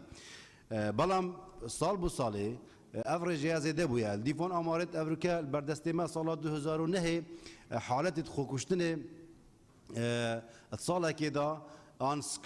hawlêt xwekuştinê her du xwekuştin û hawlêt xwekuştinê ka ser nekefti nêzîkî 2000 bûn Ewroke sala 2018 nêzîkî 10,000 halet hatine tûmarkirin bes ew hatine tûmarkirin tabi elverê hindek hokar jê tê hindek amraz jê tê hewalêt me gelek behsî çek helgirtinê kir û muradek helgirtinê me yasa ji mara 16 salan tosê hey we dîsa wezareta naxo çendîn sala pendek rênmayî ev yasaya zengîn kiriye dewlemend kiriye her çende çek amrazeke belam eger bêtû kiçeka qutabiya pula 12 eger berku pleyeka nimreyeka baş neyne xop kujîtin aya eva hokarekê derûnî niye aya eva hokarekê komalayetî nîne pêdiviye peyama pîroza dînî careka dî vegeritin av komalgehê me ve hukmê xwekuştinê û kuştinê bu xelkî bêta rûnkirin ve dîsa xêzanê herêma Kurdistanê Ewroke xêzanê ji marawan gelekin yani takê kes nav xêzanê zorin cihê akincîbûnê و barê aborî yê bûye kêşeyek ku êdî ev takê civakî ji xêzana xwe revin û şêraza xêzaniya têk çûye ve bêûmêdbûniya dirist bûyî ji ber egerê nedamezrandinê û her wesa nebûna helêtkarî hikûmeta Herêma Kurdistanê zor spas بەناوی خوای بەخشندەی میهرەبان بەڕێز سەرۆکی پەرلەمان وێڕای دەستخۆشیم لە لێژدە تایبەتمەندیەکانی پەرلەمان بۆ ئامادەکردنی ئەم راپۆرتە هاوبەشە دەستیان خۆش بێ و بە پێویست دەزانم بە خێراتنی تیمی حکوومەت بکەم خوای گەورە پاداشتان داتەوە ئەوم بابەتەم بەڕاستی زۆر لە لاوە گرینگە لەبەر ئەوەی کە حیات و مردنی تێدایە کە خوای رب العالمین دەفەرمێ وەلەکم فی القصاص حیات یا ئولی الألباب لعلکم تتقون ئەو قیساس و ماف و حەقیکەوە خەڵکێتی بەڕاستی بەڕێز جەنابی وەزیری ئەوقاف کاک دکتۆر پشتیوان حەز دەکەم بەڕاستی لەوەی هاوکاریش بەڕێزیشان بن بۆی کەوا لەگەڵ چەند کەسێکی تایبەتمەند لەو بابەتەوە کۆڕ و سیمینەراتی تایبەت بکەین بتوانین لەو بابەتەوە خەڵک کۆشارکەینەوە ئەو هۆکارانەی زیادبوونی کوشتن و یان باوەڕ بکەن کوشتنەکان لە زۆر زیان زەق بۆتەوە بەڵام حاڵەتی وا هەیە خێزان ژیان بەسەردەبات لە کوشتن زۆر تاڵترە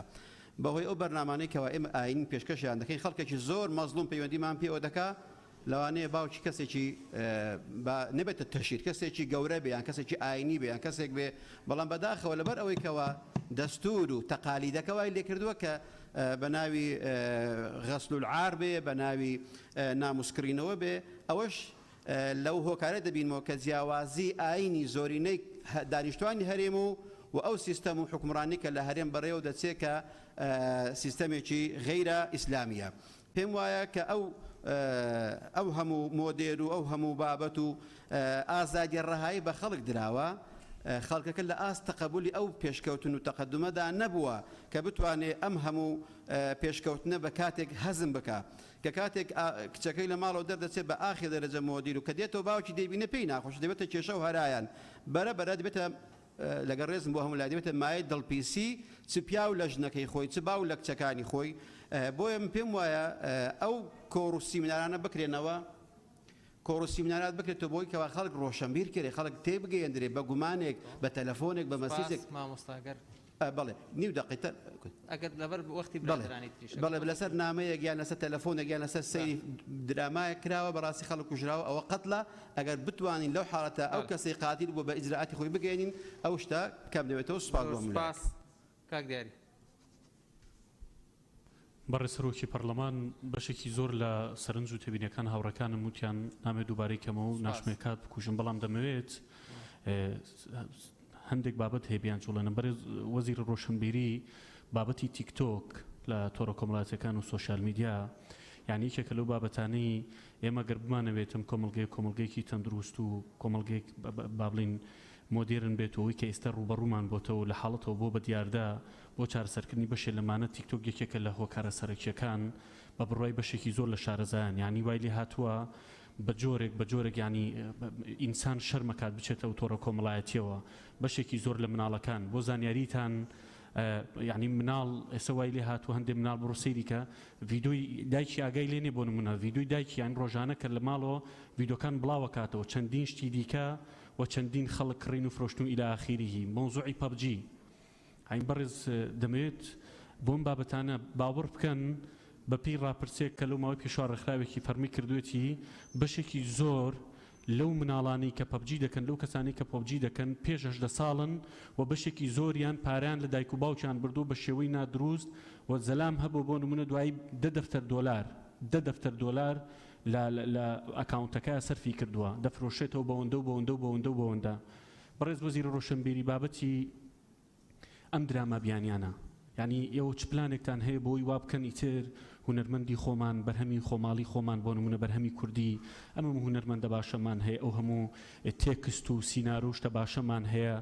بۆ یانی ئەم هەموو دراما تورکی و هندی و ئەوانی دیکە ینی باوەڕکە دراما هەیە نازانی کامە دایکی کێ کامە باوکی کێ ئەم مناڵ ینی شتی وا سیر ئەمانە هەمویان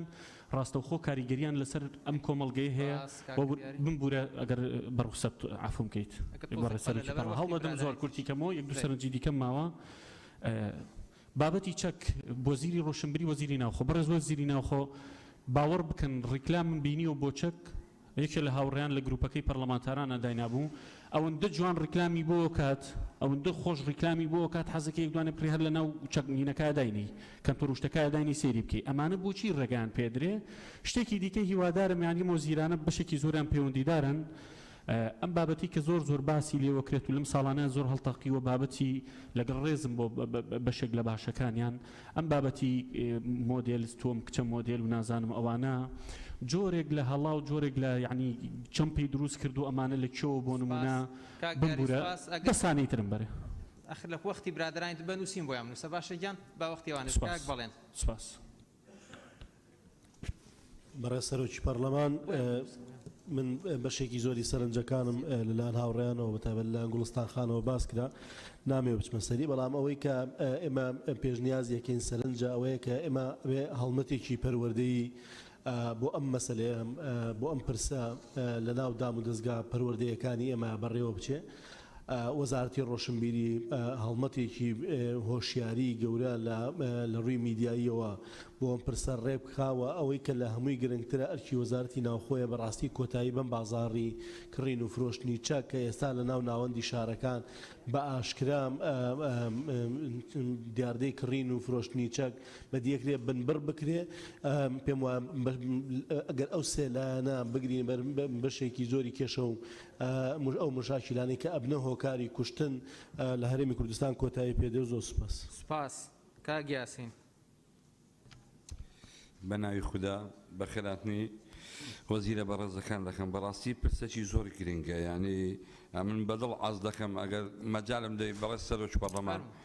تۆزێک بە وردی ئەمە لە شتەکان وردبینەوە یعنی من هۆکاری خۆکوشتن یان کوشتنی خەڵکی بۆ ئەوەی دەجێڕمەوە یاسا لە وڵاتیدا سەروەر نییە هەنی کەسێک کە کەسێکی کوشت تێگەی یاسا دەڵێ بڕۆ سڵحی عشایری بکە یعنی ئەو مەکتەبە عشایریانەی هەیەانە یعنی ئەو مەکتەبە عشایریانە چییە؟ ئەی ئەتۆ مەدەن حکومەتت هەبێ و پەرلەمانت هەبێ و وەزارەتی ناوخۆت هەبێ و وەزارەتی دادت هەبێ ئەوە بۆ چییە؟ یەک دوو سڵحی عشایری هەموو باسییان کرد من دەمەوێت لەگەڵ بەڕێز وەزیری ئەوقاف پرسیارێکی لێ بکەم ئایا هەتا ئێستا ئەو وتارە ئاینیانە کە بۆ پەروەردەنینە هەر هەمووی وتاری توند و تیژین یعنی ناکرێت لە وەزارەتی ئەوقاف وتاری هێمن بدرێ وتاری پەروەردەیی بدرێ یعنی بەڕاستی کابرا لە منتیقەی لەسەر 40,000 کوژراوە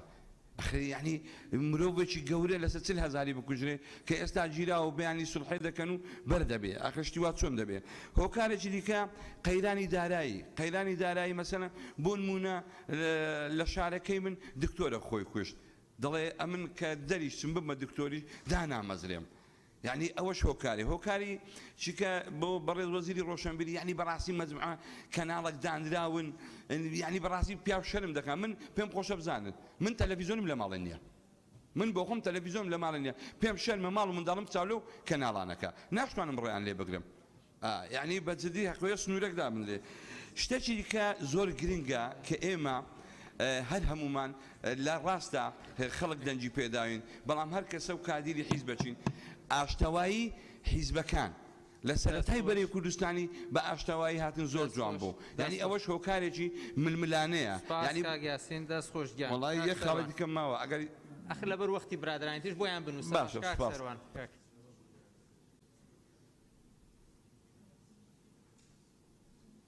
خەدیجەخان کاک سەروان وتمان ناومان خەندەکەت بەڕێز سەرۆکی پەرلەمان بە ناوی خودای گەورە و میهرەبان بە خێراتنی میوانە بەڕێزەکان دەکەم هاوڕای برای بەڕێزم کاک دیاریم سەبارەت بە نەهێشتنی تیکتۆک و پۆبجی و گرنگیدانی ئەوەندەی کەناڵەکان بە کچە مۆدلەکان کە هۆکاری سەرەکی بەلا ڕێدابردنی کۆمەلگان بەڕاستی دوو دەربارەی خۆکوشتن ڕاگەیاندن من بە هۆکار دەزانم لەبەرەوەی ئەوەی کە خۆی دەکوژێت لە ڕاگەیاندن لە کەناڵەکان و لە تۆڕە کۆمەڵایەتیەکان وا باسی دەکرێت قارەمان یعنی وەکو قارەمانێک پیشان دەدرێت یعنی خوێندنەوەی غەڵەت لای خەڵکەکە دروست دەبێت ئەوەی کە بینەریەتی دوو سەبارەت بە کوشتنیش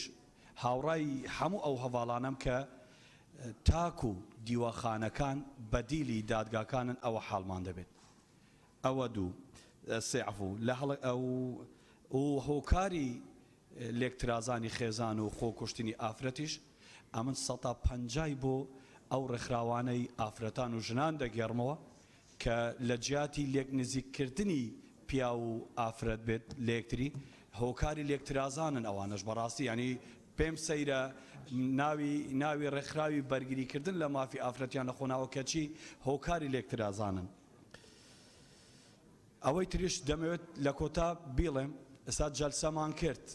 دانیشتوین و هەمووشمان باسمان کرد و وەزیرە بەڕێزەکانی جوابمان دەدەنەوە بەڵام چ گرنتیەک ئێمە بە هاوڵاتیانی خۆشەویست بدەن ئەگەر نەشتوانین بنبڕیکەین بەڵام کەم بکرێتەوە هۆکاری خۆکوشتن دووبارە زۆر سپاس خەدیجەخان بەڕێز سەرۆکی پەرلەمان بێگومان کۆمەڵێک هۆکار هەن کە وا دەکات کە مەسەلەی خۆکوشتن و سوتان و بەگشتی کوشتن زۆر ببیت لەوانەش ناوجێگیری سیاسی و قەیرانی دارایی و نەبوونی هەلی کار و بەتایبەت لە نیوان ئافرەتان کە بەپێی ئەو ئامارانەی کە بەردەستن ئەو ڕێژە لە نیوان ئافرەتان یەکجار زۆرترە لە پیاوان و هەروە هۆکاری کۆمەڵایەتی و پەروەردەیی و ئەو دابوونەریتە و ئەو دیدە نێر ساڵاریە کە زارە لەناو کۆمەلگادا و هەروە هۆکاری تر کە باسکرا ڕاگەیاندن و سوسیال میدیا و نەبوونی هیچ سانسۆرێک لە درامەکان و لە بەرنامەکانی تەفریحی و هەروە تەنانەت هەواڵەکانیش کە پێویستە زۆر جار هەواڵەکان سانسۆر بکرێن کە ئەوەش کاریگەریکی یەکجار خراپی هەیە لەسەر پەروەردەی خێزان کە خێزان سەرچەوەیەکی گرنگە بۆ ئاسایش و ئارامی دەرونی تاک و دروستبوونی کۆمەلگایەکی تەندروست هەروە پرسی چەکیش کە باس کرا بەداخەوە کە ئەو مەسەلەی ئاسان دەستکەوتن و بەردەستبوونی چەکە پێم وایە کە کۆمەڵێکی یاسایی باشمان هەیە لەم بوارانە کە ئاماژەش پێکردن لەلایەن هاوڕێیانم کە دەبێت حکوومەت زۆر تند و توولتر بی لە جێبەجێکردنی ئەم یاسایانە و هەروەها داواش دەکەم کە بوو پڕکردنەوەی بوشایی یاسایی و هەموارکردنەوەی یاساکانی پەیوەندیدار و پتەوکردنی چارچێوە و ژینگەی یاسایی لە چارچێوەی ئادابی گشتی کۆمەلگا بۆ ڕێگەریکردن و کەمکردنەوەی ڕووداوەکانی کوشتن و خۆکوشتن بە گشتی و بەتایبەتی لە نێوان ئافرەتاندا حکوومەت وەکو لایەنی جێبەجێکار کە لە ناو واقع و کێشەکاندایە هەماهەنگی باشتر لەگەڵ پەرلەمانی کوردستان بکات و بەتایبەت وەزارەتی ڕۆشنبیری و وەزارەتی کاروباری کۆمەڵایەتی و لە کۆتاییدا و ئەرکی هەمومانە سپاس. سارا خان. بەڕێز سەرۆکی پەرلەمان بەخێرهاتنی تیمی حکوومەت دەکەم. پێویستە لەسەر وەزارەتی ناوخۆ پەرە بە زیادکردنی چاودێری کامیرەکان بدرێت لە هەموو شار و شارۆچکەکانی هەرێمی کوردستان ئەمەش دەبێت هۆی کەمکردنەوەی حالەتی خۆکوشتن و ئەنجامدانی تاوان و کە کاریگەریەکی نەرێنی لەسەر کۆمەلگا دروستی کردەوە ڕۆژ بە ڕۆژ ئەم دیاردەیە ڕوو لە زیادبووندایە و دووەمیشیان پشگیری هەموو قسەکانی هەموو ئەو بەڕێزانە دەکەم کە یاسای ژمارە 16 ساڵی 1993 کە یاسای ژمارە چەک هەموار بکرێت بە زووترین کات بنێرە بۆ پەرلەمانی کوردستان. زۆر سپاس. لیزا خان. بەڕێز سەرۆکی پەرلەمان سەرەتا بەخێرهاتنی وەزیرە بەڕێزەکانی کابینەی نۆیەم دەکەم ئەم دانیشتنەش بە هەڵدەزانم بۆ ئەوەی باس لە ڕووداوێک بکەم کە هەفتەی ڕابردوو ڕوویدا لە هەولێر بەداخەوە کە دیار دەکە خۆسووتاندن بووی گەنجێک بوو لە بەردەم چەند کامێرایەک کە کاردانەوەیەکی زۆری لێکەوتەوە لەبەر کەم تەرخەمی ژمارەیەک ڕۆژنامەنووس هەرچەندە وەزارەتی ڕۆشنبیری و وەزارەتی ناوخۆش ڕوونکردنەوەیان بڵاو کردەوە لەسەر ئەوە کە بە سزای خۆیان دەگەن ئەو ڕۆژنامەنووسانە. پرسیاری من ئەوەیە کە ئەو کەیسە بەکوێ گەیشتووە چونکە ئەگەر بێت و ئێمە بەم شێوەیە ڕێگە بدەین کاری ڕۆژنامەوانی بەم شێوەیە بەتایبەت لە سۆشیال میدیا بەردەوام بێ ئەوە دڵنیابن کارەساتی گەورە دەکەوێتەوە. هەروەها دەمەوێت جەختە خاڵێکیش بکەمەوە لەبەر کەم تەرخەمی ئەو ڕۆژنامەنووسانە هەرچەند بابەتە سەرەکیەکەی ئەو گەنجە ڕۆژهەڵاتیە پشتگوێ خرا. دەمەوێت لێرە پرسیارێک ئاراستەی وەزیری ناوخۆ بکەم کە ئایا بەدەنگ کوردانی ڕۆژهەڵاتەوە چونکە نزیکەی 10,000 کوردی ڕۆژهەڵات لە ئێستادا لە هەرێمی کوردستان نیشتەجێ بوون و ئەم گرفتەیان بەردەوامە کە ئیقامەیان بۆ نوێ ناکرێتەوە و هەروەها کاریان پێنادرێ. ئەگەر بکرێت ئێمە وەکو پەرلەمان و لیژنەیەک پێک بێنین سەردانی وەزارەتی ناوخۆ بکەین و لەوێوەش لەگەڵ UN لەسەر خەت بین بۆ چارەسەرکردنی کێشەکانیان چونکە ئەوان بەردەوام ئێستا لە بەردەم UN خۆپیشاندان دەکەن و هەروەها چەند گەنجێکی تریش ئەو هەوڵەی داوە کە دیسانەوە وەکو هاوشەوەی ئەو گەنجە خۆی بستۆنە بۆی ئەو مەترسیە ڕەنگە ببێتە کللتور پێویستە بە دەنگیانەوە بچین ئەوانیش برای ئێمە و لێرە ئاوارە بوون. هەروەها داوایەکی تریشم هەیە ئەگە بکرێت کەمپێکیان بۆ دروست بکرێت بۆ کوردانی ڕۆژهەڵات هەروەکو چەند کەمپێکی تریش هەیە لە هەرێم بۆ کوردانی پارچەکانی دیکە ڕەنگە ئەو کاتە بتوانرێت کێشەکانیان چارەسەر بکرێت لە دۆزینەوەی شوێنی نیشتەجێبوون و هەروەها بۆ ئەوەی کە ئەو داواکاریانەی هەیەە تا UN بەدەمیانەوە دەچێت بۆیان جێبەجێ بکرێت لەلایەن حکوومەتی هەرێمی کوردستانەوە. زۆر سوپاسان. بەڕێز سەرۆکی پەرلەمان من داواکارم لە بەڕێستان قسەکانی کاک سەروان هەرکی لە پرۆتۆکۆڵ بسڕنەوە ئەوەی تایبەتە بە هۆکاری کوشتنی ژنان لەلایەن ڕێکخراوەکانی ژنانەوە. ڕێکخراوەکانی ژنان بە درێژایی کار و خەبات و چالاکیەکانیان هۆکارێکی زۆر سەرەکی بوون و حەلقەیەکی دانەبڕاو بوون لە کاری پەرلەمانی و حکوومەت و هەموو دامەزراوەکانی تر و هاوکارێکی سەرەکی بوون بۆ کەمکردنەوەی ڕێژەکانی تونند و تیژی و کەمکردنەوەی ڕێژەکانی کوشتن لە هەرێمی کوردستاندا بۆ شێوەیە وەسفکردنیان لە ناو پەرلەمانی کوردستانەوە عیبەیەکی گەورەی لەسەر ئەستۆی ئێمە و نابێ ئەوە لە پرۆتۆکۆڵا ببێنێتەوە. زۆر سپاس. گوڵستان خان نقطە نظامی. بەڵێ بەڕێز سەرۆکی پەرلەمان منیش هەمان ڕام هەبوو ڕاستیەکەی ڕێکخراوەکانی ژنان ڕۆڵێکی گەورەیان گێڕاوە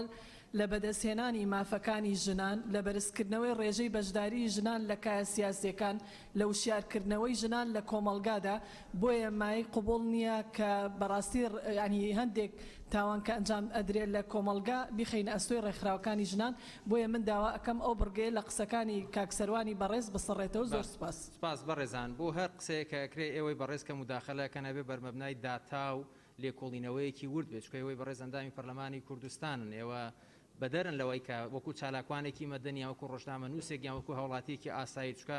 قسەکانی ئێوە چێتە پرۆتۆکۆل قسەکانی ئەو بۆ ڕای گشتی کوردستان ئەبێت بۆ ئەوەی چارەسەری بۆ بدۆزرێتەوە بۆی ئەو بەشەی کە بە شێوازی عمومیات قسە لەسەرەوە کرابێت چکە هەموو ڕێکخراوەکان ئێمە ناتوانین بڵێن هەموو ڕێکخراوەکانی کەشە بێ تەنها ئەو بەشەی کە ئەگەر بە عمومیات قسەی کردبێ ئەو بەشەی لە پرۆتۆکۆل لەسڕینەوە.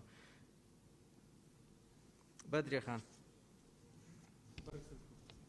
ڕای خۆیەتی ینی پێی وایە خەڵکێکی ژێ بوونی و ڕایە بەمانایەوە نیە تۆ نەتوانانی بابچینە بەدرێ خان فەرموو. بەڵێ بەڕێز سەرۆکی بە عمومیات قسە ناکرێ بەڕێزان ینی نە بە عمومیات ئێمە ناتوانین بڵین هەموو حیزبە سیاسیەکان وان هەموو ڕێکخراوەکان وان هەموو کەسایەتیەکان وان مەوزوعی عمومیات جیاوازە لە داتا و لە زانیاری وەرگرتن. بەدرێ خان فەرموو. بەناوی خۆی بەخشندەی میرەبان بەڕێز سەرۆکی پەرلەمان سەبارەت بە کوشتن و خۆکوشتن دەستخۆشی لە لیژناوە بەشەکەکەم بۆ ئامادەکردنی و راپۆرتە طبعا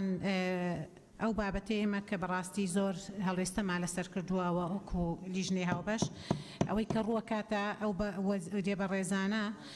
طبعا وەزیری ناوخۆ کەیتر لە بەلایەن ئەمنیەکەی و هەڵگرتنی چەک و بەڕاستی بە ئازادکردنی بازاڕی چەک و بردنەوەی چەکی ئەوانەی کە بەڕاستی هێزی ئەمنین ئەوانە هەمووی هۆکارن بۆ ئەوەی کە کوشتن و خۆکوشتن بەڕاستی لە هەرێمی کوردستان سەر هەڵبدات بۆیە من بە بەڕێز وەزیری ناوخۆ دەڵێم ئایا هیچ پلانێکتان هەیە بۆ ئەوەی سانسۆرێک کە بێ چەند فلتەرێکدا هەڵگرتنی چەگوایە بازاڕی ئازاد بۆ چەگووە بازرگانکردنی بە چەکەوە کە بە نرخێکی خەیاڵی کڕین و فرۆشتنی پێواکرێ ئەوە پشکیشێت بەر ئەو وەزارەتە بەڕێزاکەوێ سەبارەت بە بەڕێز وەزیری ئەوقاف ئێمە طبعا وا ئایبینین ئەگەر بەڕێز وەزیری ئەوقاف هەستێ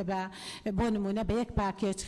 چەند هەفتەیەک چەند خیتابێک لەلایەن مینبەرەکان و لەلایەن زانانی ئاینیەوە خەڵکی وشیا بکاتەوە لەسەر مەترسیەکانی کوشتن و خۆکوشتن پێچێ وەزعە تۆزێک ئەهوەن ببێتەوە تەمەنەم کوشتن و خۆکوشتن قەیرانی دارایی هۆکاری سەرەکیە لەبەرەی زۆربەی گەنجان فشارێکی زۆریان لەسەرەوە بۆیە هەوڵی خۆکوشتن دەدەن و بەداخەوەکە لە کارنامەی بەڕێز سەرۆکی حکومەتەوە دیاریکرا بوو کە ڕاخساندنی هەری کار و دامەزراندن بۆ دەرچوانی زانکۆ پەیمانگە کە تا ئێستاوە دەستە بەر نەبووە و وەزیری ڕۆشنبیریش ئەتوانێت ڕۆڵی کارا ببینەوە دەستخۆشیم هەیە هەنگاوی ئیجابی هەبووە طبعا لە بواری تەوعیەکردن وەزیری ئەوقاف وەزیری ڕۆشنبیری ئەنجومەنی بەڕێزی خانمانەوە ناتوانن لە بواری تەوعیەکردنە ئەو بابەتە ناڵێن بنەبڕکردن کەم بکەنەوە طبعا کەناڵەکانی ڕاگەاندن هۆکارن بەداخەوە ئەو دراما بیانیانە بەڕێز سەرۆکی پەرلەمان چەند سانیەک بەڕاستی زۆر جێگەی داخە هەندێک لە کەناڵەکانی ڕاگەاندن بکوژ ئەهێنن تەمتیلەکەی پێدەرەکەن و خاوەن چۆنەڵی کوژراوەکەش کە سوکاری کوژراوەکەش لەوێ موجودە ئەمە هۆکارە بۆ کاراست. سپاس کاک حکمت تا لێرەیەکە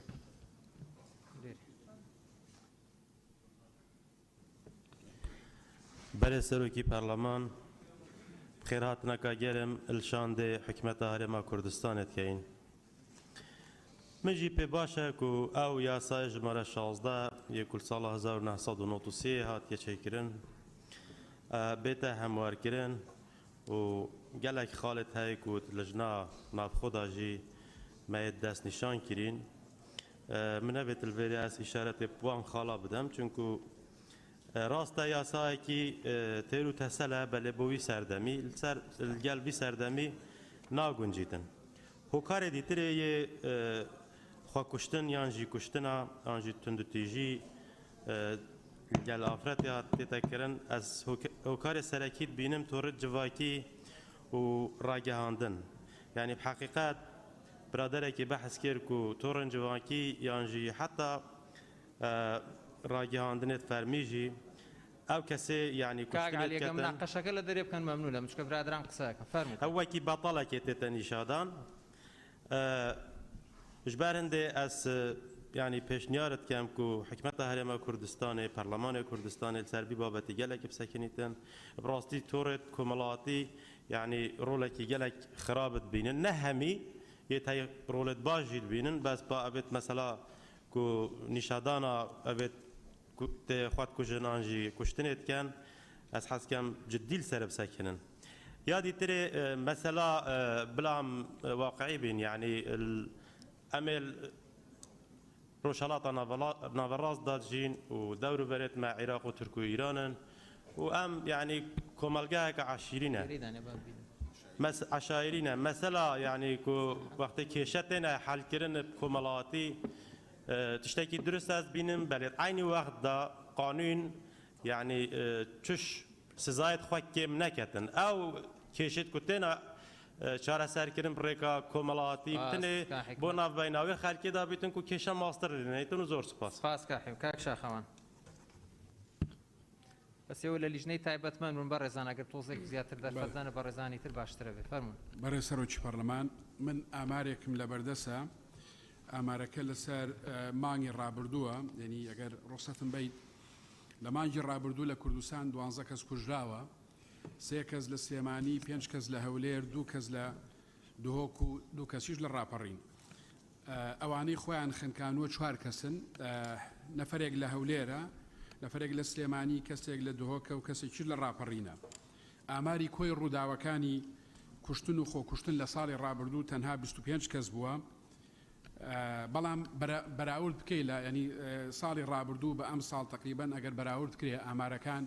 ڕێژەی کوشتن ئەم ساڵ زۆر زیاتری کردووە لەگەڵ پار ساڵە ینی هەموو پار ساڵ تقریبان 25 نەفەر ینی کوژراوە لە هەرێمی کوردستان یا خۆی کوشتووە بەڵام ئێستا ئەم ساڵ ینی ئەم ساڵ 38 کەس کوژراوە و ینی خۆی کوشتووە و خۆی خنکاندووە لەبەرەوە ئامارەکان ئەوەندەی کە لە بەردەسی ئێمە وەکو لیژنەی ناوخۆ ئاسایش و ئەنجومەنە خۆجیەکان ڕێژەکە زیادی کردووە بە بەراورد لەگەڵ ساڵی ڕابردوو ئەمە ژواژبی هەموو لایەکە لە ڕاستیا ڕێگری گەورە بکەن لەم دۆخەی ئێستا کە یعنی ڕێژەیەکی زیاد لە حەد زیادی کردووە و گرنگە بەڕاستی بەلای هەموو ینی وەزارەتە پەیوەندیدارەکان ئەوانەی کە ئێستا ینی بنمونە وەزارەتی ناوخۆ وەزارەتی ڕۆشنبیری وەزارەتی ئەوقاف لەسەرم بابەتانە لە ڕاستی هەم ڕێگری بکەن و هەم ڕوونکردنەوەی تەواو بن لەبەرەوەی ئەم دۆخی کە ئێستا لە هەرێمی کوردستانەیە لە ڕاستیا دۆخێکی نائاساییە دۆخێکی ئەوەیە حەقوایە لە ڕاستی ڕێگری گەورە لەسەر ئەم پرسە بکەن سپاس کاک گۆران بەناوی خوای گەورە و میهرەبان بەڕێز سەرۆکی پەرلەمان گۆران عومەر عەلی بە خێراتنی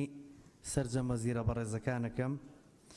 حاڵەتی ژن کوشتن لە هەرێمی کوردستاندا لە هەڵکشاندایە تا ئەوەی وەختە ببێتە دیاردە و هەندێک لە هۆکارەکان یەگەڕێتەوە بۆ کێشەی کۆمەڵایەتی و کێشەی زۆربوونی چەک و بەربڵاوی چەک و هەروەها کێشەی پەروەردە کێشەی لایەنی ڕۆشنبیری و هوشیاری کێشەی نەبوونی یاسا و دەزوەردان لە کاروباری دادگا و دەبێت لایەنە پەیوەندیدارەکانی حکوومەت کاری جدی بکات بۆ ئەو مەبەستە و هەروەها کەناڵەکانی ڕاگەیاندن گرنگجی تەواو بدەن بە کاڵبوونەوە و نێشتنی ئەو حاڵەتە و بەرزکردنەوەی ئاستی هوشیاری کۆمەلگا بەنیسبەت خاڵێکی تر تۆڕەکانی کۆمەڵایەتی و ئەوەی هەندێک لە هاوڕێیانی تریش باسییان کرد پەخشی سەرجەم بەرنامە و پرۆگرام و دۆبلاژکردن و وەرجێڕانی ئەو فیلمە بیانیانەی کە پەخش دەکرێت هۆکارێکە بۆ دروستبوونی کێشە چونکە لەگەڵ دابوونەریتی کۆمەلگای کوردی یەک ناگرێتەوە دەبێتە هۆکاری زۆربوونی ڕێژەی تەلاق و لێکترازانی خێزان و تا حاڵەتی کوشتن و هەروەها کار بکرێت بۆ پێشخستنی دراما و سینەمای کوردی لە بریەوەی کە ئەو فیلمانەی کە لەگەڵ دابوونەریتی کوردیە ناگونجێ پەخشەکرێت هەروەها خاڵێکی تر نەبوونی یاسا بۆ تۆڕە کۆمەڵایەتیەکان و سۆشیال میدیا کە ئەمەش ئاستەنگی بۆ سەر جەموڵاتانی دنیا دروست کردووە پێویستە بە یاسا ئەمە ڕێ بخرێ بەداخەوە ئێمە لەگەڵ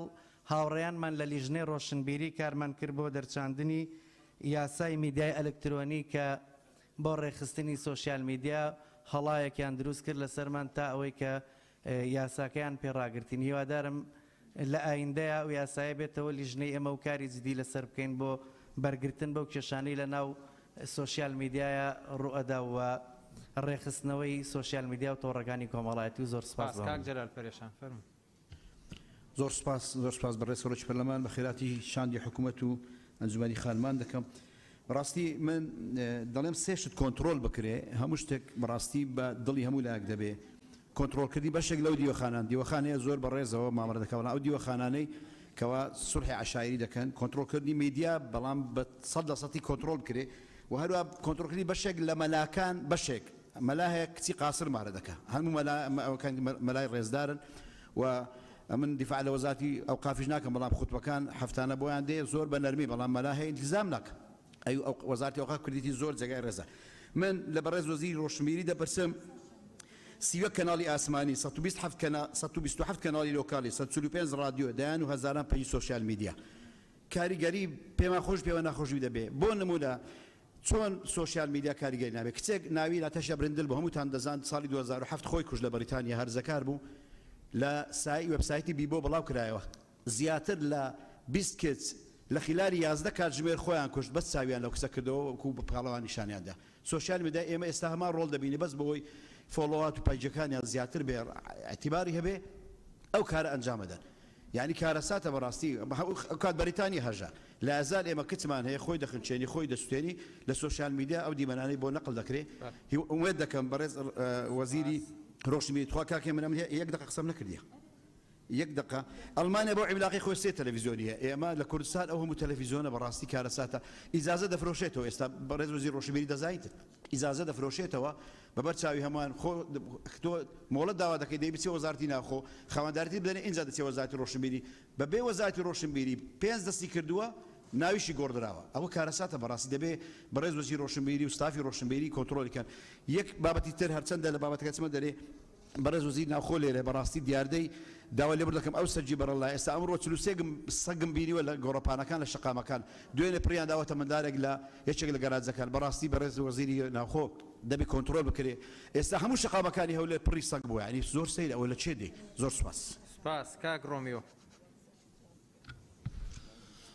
زۆر سپاس بەڕێز سەرۆکی پەرلەمان من باسی سێ چوار خاڵ دەکەم هەموویان دەرەنجامی ئەو سەردانانەی کە لیژنەی کاروباری کۆمەڵایەتی و داکۆچی لە مافی مرۆڤ لە ماوەی ئەم سێ نزیک بە 3 ساڵی تەمەنی سەردانی چاکسازیەکانی پیاوان و ژنان و منداڵان و هەروە شەڵتەری ژنان و ئەو شوێنانە کە پەیوەستن بە پاراستنی کۆمەڵایەتی لە هەرێمی کوردستان کردوویەتی عادات و تەقالید و کەلتوری کۆمەلگا بەڕاستی هەندێکیان من ناڵێم هەمووی نەک تەنها سەقەتە بەڵام لەگەڵ ژیانی هاوچەرخی ئێستا ناگونجێوە کێشەی زۆری لێکەوتوتەوە من نمونەیەکی بچووکتان بۆ دێنم لە سەردانێکمان بۆ شەڵتەری ژنان چەندەها خەڵکی خێرخواز یاخود لایەنی خێرخواز هەبووە ویستویانە یارمەتی ئەم شەڵتەرە بدەن بەڵام لەبەر ئەوەی شەڵتەری ژنانە و تویانە ناوێرین لەبەر قسەی خەڵک یارمەتیتان بدەین دوام مەسەلەی سڵحی عەشایری زۆر باس کرا من پێم وایە ئەگەر سڵحی عەشایری هەر مانایەکی هەبێ مانای زەعیفکردنی یاسایە لە هەرێمی کوردستان یعنی دەبێتە جێگرەوی یاسا مەکتەبەکان دیوەخانەکانی سڵحی عەشایری بەڕاستی پێ چەند ڕۆژێک برادێک نمونەیەکی بۆ جێڕاماوەتی یەکێک برادێک مەدەیناسم دوای ئەوەی بە زیاتر لە 10 ساڵ حکم درابوو وتی بە سڵحی عەشایری هاتە دەرەوە مەبلەغێکی ئەوەندە زۆر پارەیان بۆ کۆکرد بۆتەوە پارەی سڵحەکەی داوە وتی سیارەیەکی مۆدێل نوێ و چەکێکی مۆدێل نوێشی پێ کڕیون مەسەلەی خۆکوشتن لەسەر شەرەف ئێمە هەموو جانەیوە تومانە کە ئەفرەد دەکوژرێ یاخود دەگیرێ لە زیندانەکانە لەسەر شەرەف ئاخر ئەو خیانەتە لەگەڵ چێ کردوویەتی لایەنی بەرامبەر هەر پیاوە بۆچی تەنها ئافرەتەکە لایەنی ئافرەت عقوبەکە دەخواتن بەڕاستی ئەمە پرسیارێکە و ئەبێلانی پەیوەندیدار پێ تەنها خاڵێکی ترم هەیە دیاردەی بڵاوی چەک زۆر باسی ئەوەمان کردووە باسی ئەوە کراوەکە یاسایی یەچەک بە فعلی ئێستا کاتەکەی زرورە بۆ پێداچوونەوە و ئەوەکردنی نەک تەنها بۆ چەککڕین بەڵام کارمەندی بە تایبەتی لایەنی ئەمنی پۆلیس پێشمەرگا ئاسایش بۆچی دوای دەوام چەکی پێبێت زۆر سپاس مامۆستا عومەر بەڕێزان هەر بۆ ڕوونکردنەوەیەک تەقریبان حەوت بەڕێزماون پرسیارەکانیان بکەن ئەو حەو بەڕێزە وەرەگرین ئەگەر تۆزێک ئاگاتان لە کات بێ دوای شوێک وەرەگرین و بۆ سەعات 3 دەینەوە بەناوی خۆی بەخشندەی میرەبان بەڕێز سەرۆکی پەرلەمان سەرەتا بە خێراتنی بەڕێزانەکەم بۆ ئەم کۆبوونەوەیە سەبارەت بە ڕووداوەکان یا حاڵەتەکانی تاوان و کوشتن و حاڵەتەکانی تریش طبعا پەیوەندێکی ڕاستەوانە هەیە لە نێوان هێندێک دیاردا ئەو ئاسانە ئێمە دەستی بۆ بەرین مەسەلەن بابەتی هەژاری بابەتی دادگەری بابەتی جێبەجێنەکردنی یاسا لاوازی دامەزراوەکان پەیوەندێکی ڕاستە و خۆیان هەیە لەگەڵ حاڵەتەکانی کوشتن و تاوان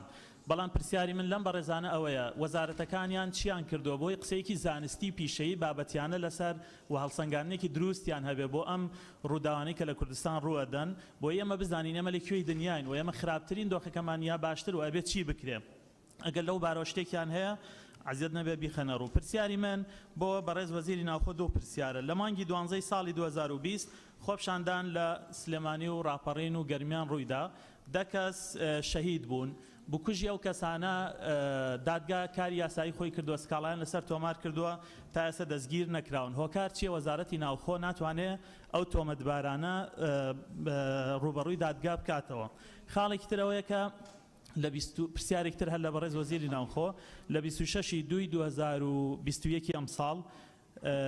کەسێکی تاوانکار هێرشی کردە سەر کاک دکتۆر غالێ بەندام پەرلەمانی بەغدا وێنەی کەسەکە ڤیدیۆکە و زۆر دیار بوو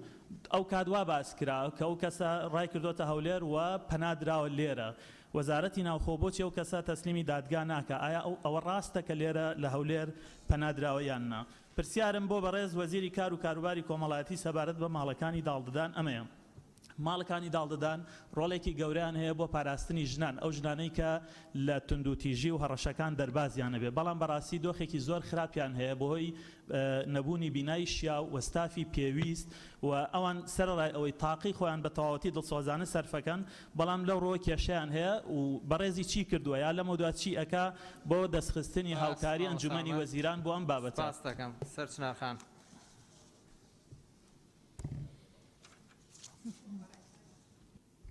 بەڕێز سەرۆکی پەرلەمان منیش چەند خاڵێکم هەیە یەکێک لەوانە سەبارەت بە راپۆرتەکەی و سێ لیژنە بەڕێزە دوای دەستخۆشی بەڵام ئەبوایە داتا و زانیاری وردی تیا بواە بەڵام هەر قسەی ئامانی بۆە ورتر بواە بۆی ئێمە باشتر ماتوانێت لەسەر بابەتەکە قسە بکەین من پرسیارێکم هەیە بۆ وەزیرە بەڕێزەکان هەرێکی پرسیارێ بۆ سەبارەت بە وەزیری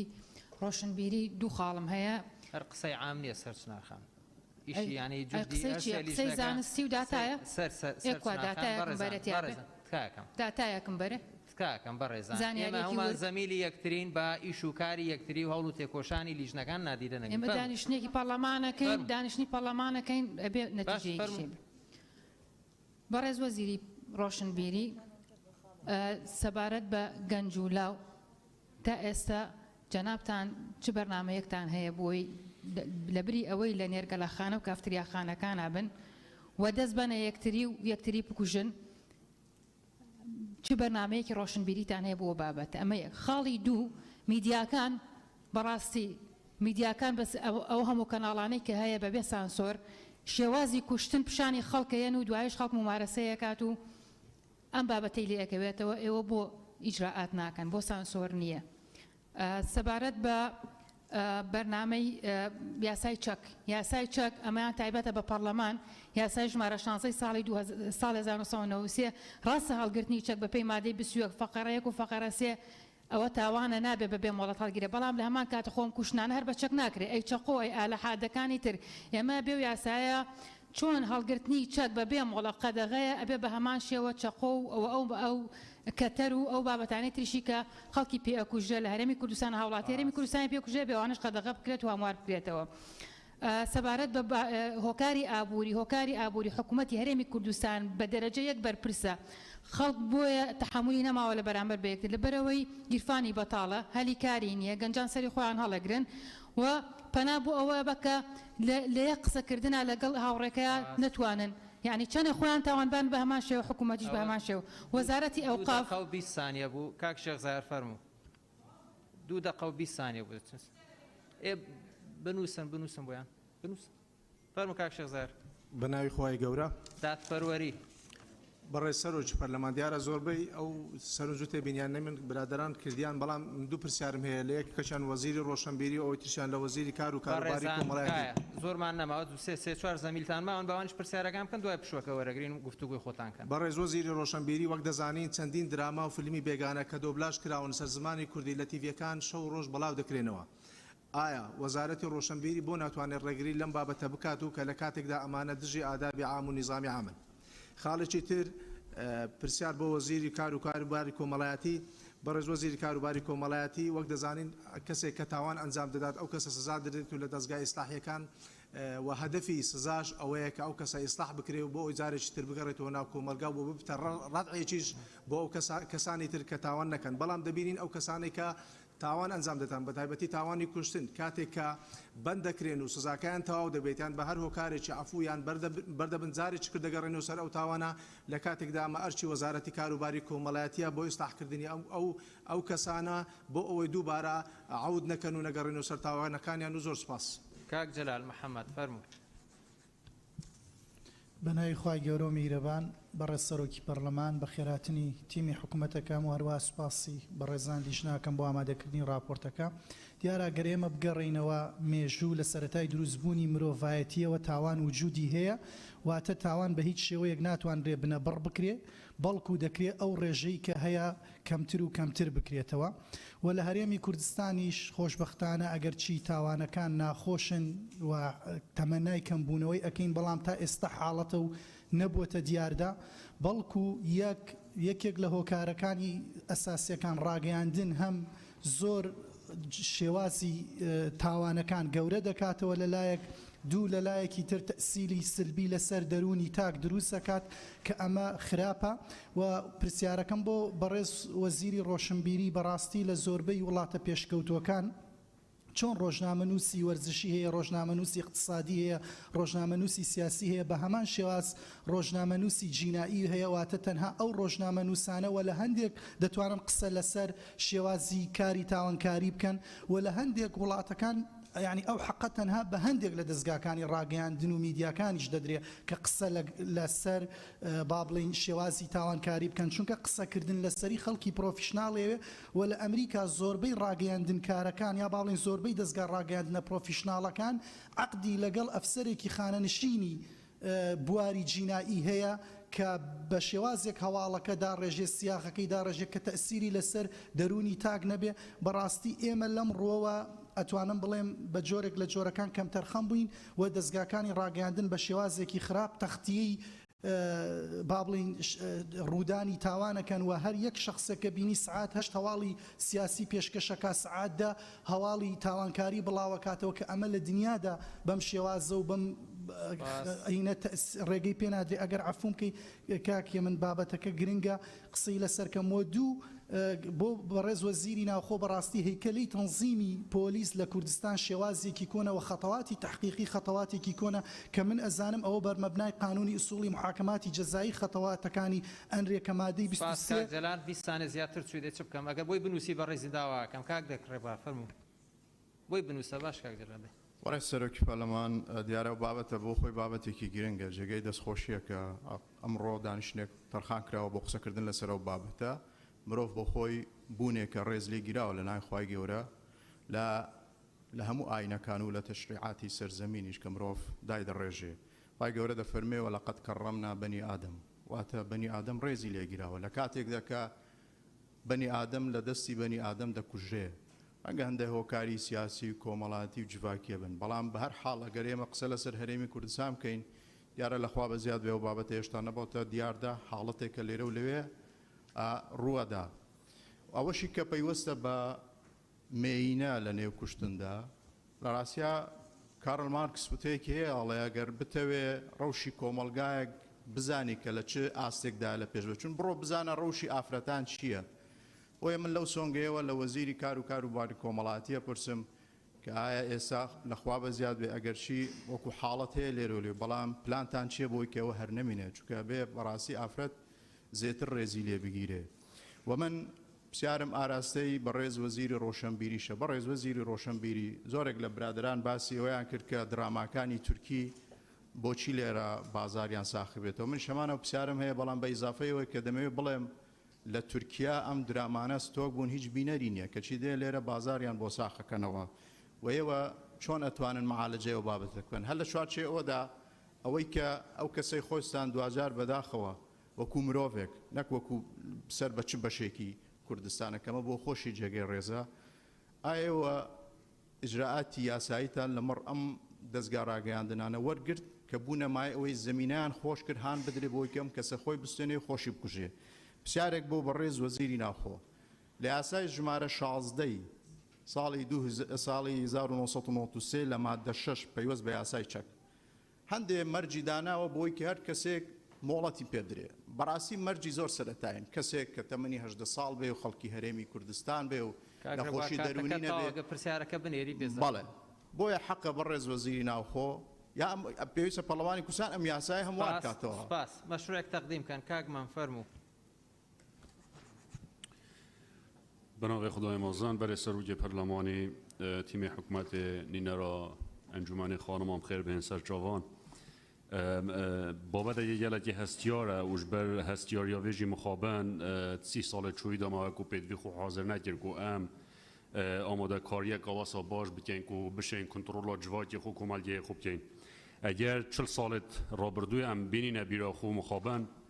ارده ورام تداجین و هرم کردستان قناق سخت و دشوار دار باز بو شرن زور یت مال ویرانکر و خرابکار در بدری و کیمیا بارانگیرن و همی رنگ اشکنجه و نخوشی خلکی ما ادمای وار 40 ساله دا حساب کن دید اوه کاریگریه گاگل که خراب سر درون تا که کرد و خلکی هرم کردستان دست کرد مخابن پشتی سرهلدان جی ما او زمینه خوش نکر به هند امکا جرخانا هزی کساتیا مروف کرد آوا بکن جهوی ما صراع که حزبیانا تندرست کرد ما جواجه خو کرد جواجه که صرف جواجه که حزبی و در انجام و وکرنا برانبر دموکراسیت و آزادی و تکنولوژی و اوکاتی هر کردستان مخابن یعنی گلی زحمت تو ملت که الچیا بین خور شورش کرد بیتن داخل اینا باجه را بکی و همی درگه ها بوده که پیش کفتنه و آسته که هشتن و معرفیاوی و برهف نبید برانبر و پیش کفتنه و تکنولوژی اول بوم براستی جی کاراسات دیف کاراسات درست یعنی که اس وقت تاجیل هرم کردستانه در انجام و فوزا کل هرم کردستان هید بوار راجهندون و سوشیال میدیای دا از الخو و الزاروکت خو و الپاشاروج خو زاروکت خو ترسم یعنی من امید نینه کو زاروکت من پاشاروج که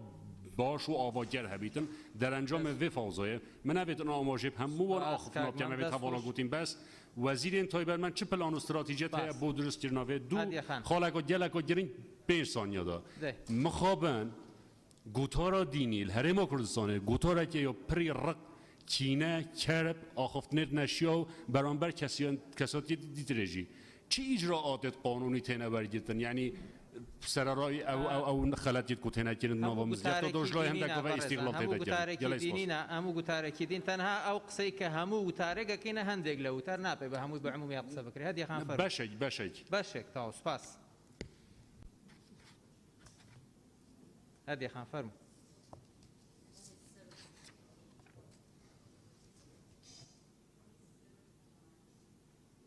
بخيراتنا شاندي حكومة هرمت قام دیروک میجوا ملت مداب صدان کارسات و انفال و جینوساید بسری مدهاتین و حمو جارا کچوجن بوینا قربانی و تایبت اواما حمو ابجاو خودی تیل 2014 جینوساید ازدیان کو تراجیدیا چرخ 21 بو سرارای او حمو کشتنو دربدری و چوناش دربه جخل کما و یاش کشتنو خو کشتنی مازنتر او بو کچوجنین مهاتنا رواندنو و کرینو فروتن به هاتا کرن شوی که اینا مرووانا و تونترین توندو تیجی در حقیوان ده هاتا کرن که هطانو کجی 2900 جوان که چو جنین ما دست دیوان تیرورست دانا و بتایبتی جی بتریاوان ده کمپا هول دانا توندو تیجی هطانو کجی برانبر وان ایتا کرن امین هاتی نرزگار کرن جی هطانو که کمپا ده جین و جیانا وان یا کمپا جیانا که گلک نخوش و سختو دجوار در باست کن تایبەت ژلای دەرونی و ژیاناوان گەلک یە نەخۆشە و چارەسەریاوان لە ئاستی پێدوی نائێتەکردن ئەڤەژی حەمووت بنە هۆکار و کوشتن و خۆکوشتن و سۆتن پەیدات بێت و ئەف حالەتە کەمپادەژی هاتینەکردن و مە هەموو بچاوی خۆشی دیتنە داخوازێش حکوومەتێت بکەم سنتەرێک نەخۆشخانەیەکە تایبەت یا چارەسەریا دەرونی بهێتە بەکردن لە ئاستی پێدوی بێت بۆ چارەسەریا ڤان کچ و ژنێن هاتینە ڕزگارکردن تایبەت بۆوان بێت داکول ئاستی پێدوی چارەسەریاوان بهێتەکردن و ئەف حالەتە دووبارە نەبێت دیسە بەس یەک خۆلک داخوازش سەرۆکاتیە پەرلەمانی تایبەت لژنە ئافرەتە و مافێ مرۆڤان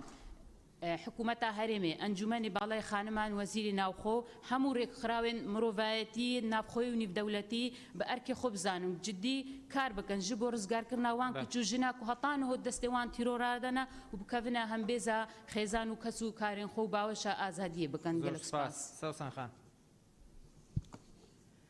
بەڕێز سەرۆکی پارلەمان لە ڕاستیدا دیاردەی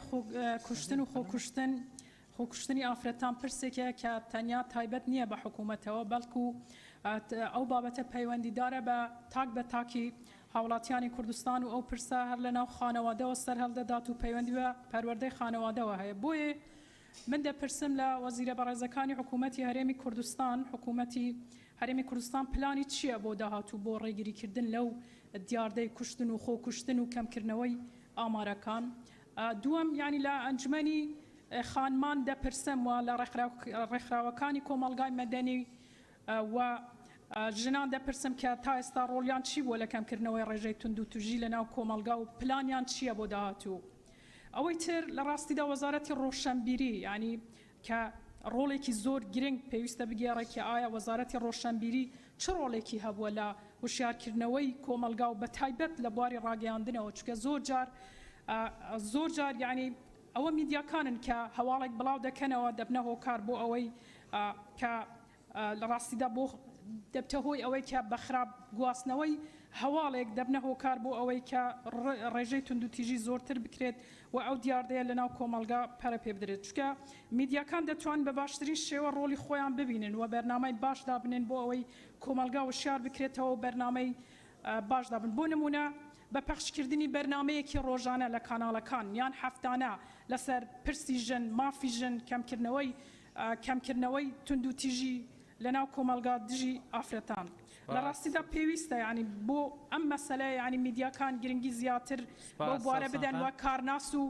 دەروون ناس بهێنن خوا یەک یان چەند سانیەیەکم ماوە بۆ ئەوەی هاوڵاتیانی کوردستان وشیار بکرێنەوە و دەیخۆختەکە تاوا چ بکەم توانین پێشنیارەکان بنووسم بۆ بەڕێزان یا پرسیارەکان فەرمایش ناخان بەڵێ بەڕێز سەرۆکی پەرلەمان لە ئێستا لە سایی سەروەرنەبوونی یاسا بەخشینەوەی چەک لەلایەن حیزبەوە و بازرگانی بە چەکی قاچاخێنراو و هەڵگرتنی چەکی بێمۆڵەت بەداخەوە بارودۆخی ئابووری و دارایی هەرێمی کوردستانیش ڕووداوەکانی کوشتن و خۆکوشتن چی دیکە شۆکێنەر نین بە تەنهاوەکو ئامار مامەڵەیان لەگەڵاکرێ و بەداخەوە لە دەستگاکانی ڕاگەیاندنیشەوە دەستگاکانی ڕاگەیاندن وەکوەوەی کە هەنگیان لە کلۆرەدارە دۆزی بێتەوە یەکسەر بڵاو یەکەنەوە کە ئەمە بێگومان کاریگەری زۆر خراپی هەیە و من نمەیە قسە لەسەر ڕای هەندێک لە هاوڕیانی بەڕێزم کە بکەپیان وایە ئەمە حاڵەتە دیادەر نییە من بە تەواوەتی پێچەوانەی ئەوان بیر ئەەکەمەوە چونکە بەتەنها ئاماری 4 مانگی سەرەتای ئەم ساڵ 30 قوربانی ژن هەیە بەڕاستی هەبوونی 30 حاڵەت 30 قوربانی ئەمە ناکاتە ئەوەی کە حاڵەت بێ بە پێچەوانەوە بۆتە دیاردا بۆیە چەند پرسیارێکم هەیە بۆ هەرێک لە وەزیرە بەڕێزەکان وەزیرانی پەیوەندیدار بەڕێز وەزیری ناوخۆ بۆ مەسەلەی بە قاچاخێنانی چەک و مامەڵەکردنی بازرگانی بەم چەکە قاچاخانەوە و هەڵگرتنی چەکی بۆ پێمۆڵەت وەزارەت چی کردووە و پلانتان چییە چونکە لە ئەرزی واقعەتا ئێستا ئێمە هەنگاوێک نبینین و کاریگەری هەبوو بێ لەسەر کەمبوونەوەی ئەم حاڵەتانە دووهەم بەڕێستان بەڕێز وەزیری ڕۆشنبیری ئێوە ئەتانەوێت چۆن سنوورێک بۆ ڕووماڵکردنی ئەم ڕووداوانەی کوشتن کە بەداخەوە زۆر جار سەردێڕی هەواڵەکانی کاتژمێر 8 شەو ڕووداوی خۆکوشتن و کوشتنە چۆن سنوورێکدا ئەنێن بۆ ئەمە کە بێگومان کاریگەری دەرونی خراپی دروست کردووە و وای کردووە هیچ هاوڵاتیەک هەز بە ئەمنیەت و ئەمان ناکات ببوورە سەرۆکی پەرلەمان 1 سانیە هیچ هەز بە ئەمنیەت ناکات ناکرێت هاوڵاتی ئەڕوات لەسەر فولدایی تێک فیشێکی پێ و بنرێ و بکوژێ و سپاسدانە.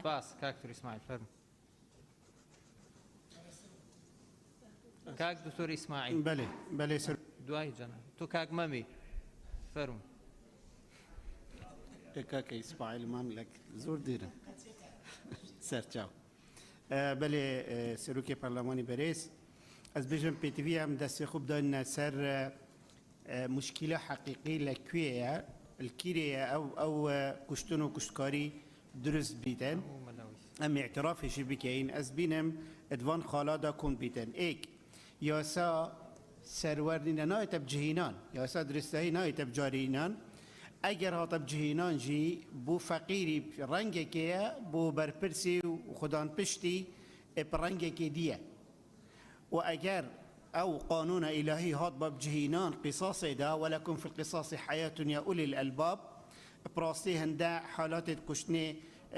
بيدا ندبون برای خوب دنیایی که اسباب کشتنی و کشتکاری و خوب کشتنی نفما کردستان دا حتی حد کی گله که مثلا و گله که اشاره دای درامایه اف درامایه تیتا پخش کردن کردستان دا پیتویه یعنی حقیقتا وزارت روشنبیری باش السر خاله براوسی تنچمکو رنگ ودانه که گله که مثلا السر خلقی تیتا کرون بیت اگر هندی خوب کشتن بیت تشتکی گله که طبیعی سبب دویه اوه تشك الدستي خلقي دا بمولات بيتيفيا يعني هر وزارة يا نافخوي وبسيار جي اوه رما يعني وقت نوت يا هولك وصا بكتن وكو تفتيشكي وكو لجريانكي تشك بمولات بيتا سحب كرن بيتا كيشان النافدي دا وتشك نمين تد كردستان دا إلا او تشك نبيتنيه مولات بوهي اوه جي جالك ضرورية بيتا يدي كرن ديسا سببي دي أفيا أزبيجم هندا أبليكيشن وهندا تطبيقات وهندا ياري والألعاب يتاين تبيت أجري هندي جنجيب فيري هندي بكت خوكشني بكتر وجات بيتفيا وزارة روشنبيري ويجي جارة سركتن السبب الدماغي كي أجر سحبان نبيت بس ثانية كبدا منه من نقطة كبيرويجي هاي سير أخفناك مامي يعني كمان بيشتن خطاب الديني خطاب الديني جواب درا ما مستوى جواب من دايا ما مستوى ما مستوى تدرسي جواب ما مستوى فرمان ما مستوى كاك من فرمو كاك سباس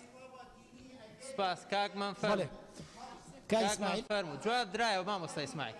ما مستوى اسماعيل بوناكر كاك من فرمو بري كاك من فرمو كاك اسماعيل كاك من فرمو كاك ما مصاي اسماعيل جواب درايه وطاو بيسناك على جي خوتو قصاك ما مصاي اسماعيل فرمو كاك مام برا السروشي برلمان پێشەوەی منە و سەرنجانی خۆم بۆ وەزیرە بەڕێزەکان بخەمە ڕووک و پرسیار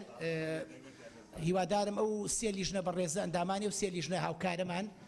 نیگەران نەبن بەڕاستی راپۆرتەکە دەبوو داتای تیا بووە دەبوو دیقەتی زیاتر کردایە پێشنیازی تیا بووە ڕاستباردی تیا بە نەخشە ڕێگایەکی تیا بووە بۆ کەمکردنەوەی دیاردەی خۆکوشتن و کوشتن لە کوردستانە نەک ڕیشە کێشکردن چونکە بە کەس ڕیشە کێش ناکرێ بەڵکو کەمکردنەوەی بووە تیای بووە هیوادارم نیگەران نەبن ئەگەر حکوومەتی هەرێم جددی بێ لە مەسلەیە وەزارەتەکانی دەبوو وەزیری دادیش لێرە بووە بە تایبەتی داواکاری گشتی کە سەر بە مؤسسەیە هەندێک ڕۆلی زیاتری بینیم پێشنیازی باشترمان بۆ خستە بەردەمی وەزارەتەکانی داد و ناوخۆ و کاروباری کۆمەڵایەتی و ڕۆشنبیری و لاوان پێم وایە ئەتوانن ڕۆلی باشیان ببێ بەڵام ڕەنگە لە ڕابردوودا وکو پێویستە و ڕۆڵە نەبوو بێ پرسیارم بۆ بەڕێز وەزیری ناوخۆ دیاردەی وەڵامی ئەومان باتەوە ئایا توانێت وەزارەتەکە توانێت دیاردەی چەکی نایاسایی لە 10 ساڵاتیان قەدەغە بکرێ بە تەواوەتی و جانڕەش و ئۆتۆمبیلی بێژمارە و هەموو ئەمانە کە تاوانی پێکرێمانە کۆتایی پێبێنرێ لە خانەقینەوە تازاخۆ حەزەکەین بە سەراحەت و ئاستەنگەکان چیە بۆمانی ڕوونکاتەوە جەنابیم بەشێکی مەسەلەی دیاردەی کوشتن یا خۆکوشتن پەیوەندی بە مەسەلەی قەیرانی داراییەوە هەیە ئەو پرسیارە ڕوبەڕووی جەنابی وەزیری کار و کاروباری کۆمەڵایەتی یەکەمەوە وەزارەتەکەی ئیمکانەتی لە بەردەسا هەلی کار بڕەخسێنێ بۆی هەندێک جار مەسەلەن ئەم کێشەی کە ئابووری و مەسەلانی کە پەیوەنددارە بە گەنجان بە توێژە جیاجیەکان و کاسبکارانە مەسەلێ کەم کرێتەوە واتە هەلی کار بڕەخسێنرێت شتێکی کە پەیوەندی بە مەسەلەی هۆشیاری گشتیەوە هەیە لە نیعین لە ڕاگەیاندنەکانە لە ماوەی ڕابردوودا یەکێک لە راپۆرتەکانە کەسێک ژنەکەی خۆی کوشتبوو لە کەناڵێکی ئاسمانی معتەبەر لە کوردستانە کاتێ مقابلی بکوژەکەیەکە کە هەڵاتووە لە دادگا کە خۆی شاردوێتەوە مقابلی بکوژەکە ژنەکەی بەبێ حورمەت کاتەکە تاو هەڵسان فەرموو بەداخەوە هیچ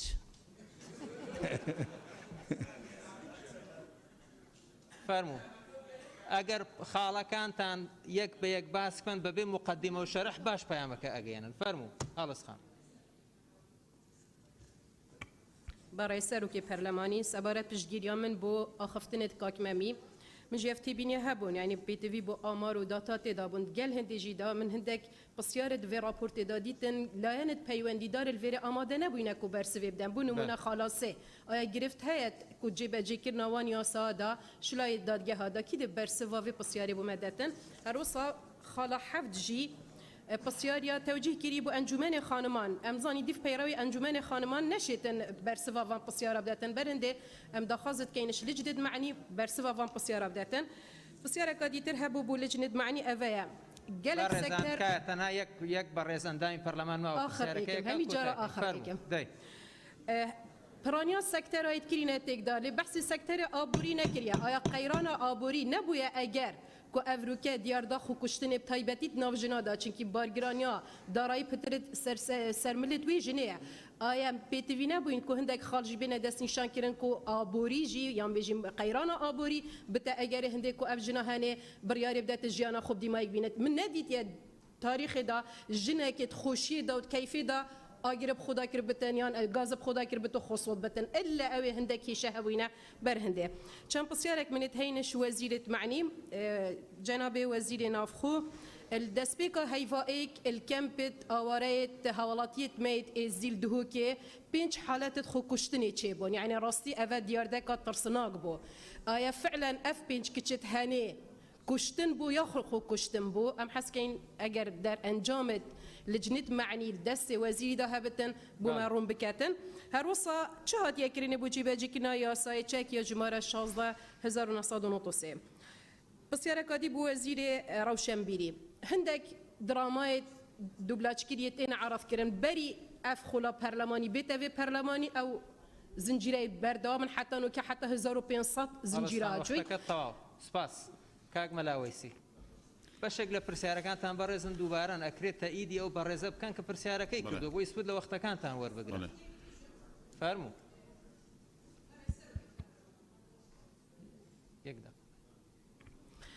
برای سروکی پارلمانی همی جراس آخر ایکم بو مداخله يعني توقعنا كم حفتي كزبري من مداخله بكان او اخفتنا از بيجم دوباره نبتن مبارزه شو انا زور ممنونم توزك دقيق تر من همو جارك جناب دخير كزني زور جاري كم كزبي فرمو كاك ملاويسي ده گەورە میهرەبان بەڕێز سەرۆکی پەرلەمان بەڕاستی کۆبوونەوەی ئەمڕۆ کۆبوونەوەیکی زۆر گرینگە لەسەر پرسێکی تایبەت کە مەسلەی پاراستنی گیانی مرۆڤە بە هەردوو ڕەگەزیەوە بۆیە دەبێت ئەو ڕاستیە بخەینەڕوو کە ئاین هەموو ئاینەکان وە لەسەری هەموو شانەوە ئاینی پیرۆزی ئیسلام ڕۆڵی دیاری هەبووە لە پاراستنی گیانی هاوڵاتیان بۆیە بەدڵنیاییەوە لە ڕابردوودا وەزارەتی ئەوقاف بەهۆی نێزیکیمان لە کاری لیژناوە بەشداریمان لە مزگەوتەکانەوە ڕۆڵی دیاری هەبووە لەو شارکردنەوەی کۆمەلگا لە هەندانی مامۆستایانی ئاینی تەنانەت وەزارەتی ئەوقافێک کە لە وەزارەتانی ساڵانە خەڵاتی تایبەتی هەیە لە ڕۆژی جیهانی ئافرەتان بۆیە لەگەڵ ئەوەشدا هێشتا پێویستیمان زیاتر بە هەڵمەتی وشاری هەیە چونکە هەمومان نەزانین ئاین و مزگەوت ڕۆڵی دیاری هەیە لەناو کۆمەلگا و کاریگەریشی هەیە بەڵام لەگەڵ ئەوەشدا من داوا دەکەم لە بەڕێز وەزیری ئەوقاف ئایا کاتی نەهاتووە بەو پێی کە زۆرینەی کۆمەلگای ئێمە موسڵمانە زۆر جارانیش لە دەرەوەی دادگاکان مارەبڕینی ئافرەت ئەنجام ئەدرێت ئایا کاتی نەهاتووە پەیڕەوێکی تایبەت بۆ ئەو مامۆستا ئاینیانە دەربچێت کە هەموو مامۆستایەکی ئاینی بۆیان نەبێت مارەبڕین ئەنجام بدەن چونکە لە ڕابردوودایان لەو چەمانگەی ڕابردوودا حالەتە بووە ئافرەت مارە کراوە لە 12 ساڵی کە بەڕاستی ئەوە گرفتی زۆر گەورەیە بۆیە داوا دەکەین کە ئەم پەیڕەوە دەربچێت هەموو کەسێک ئەو مافەی نەبێت هەروەها داوا لە بەڕێز وەزیری ناوخۆ دەکەین بایەخی زیاتر بە بەڕێوەبەرایەتیەکانی بەرەنگاربوونەوەی تونند و تیژی دژی خێزان بدرێت لە زۆر شوێن پێویستە لەو چەند ڕۆژەی ڕابردوودا لە قەزای ڕواندوز بووین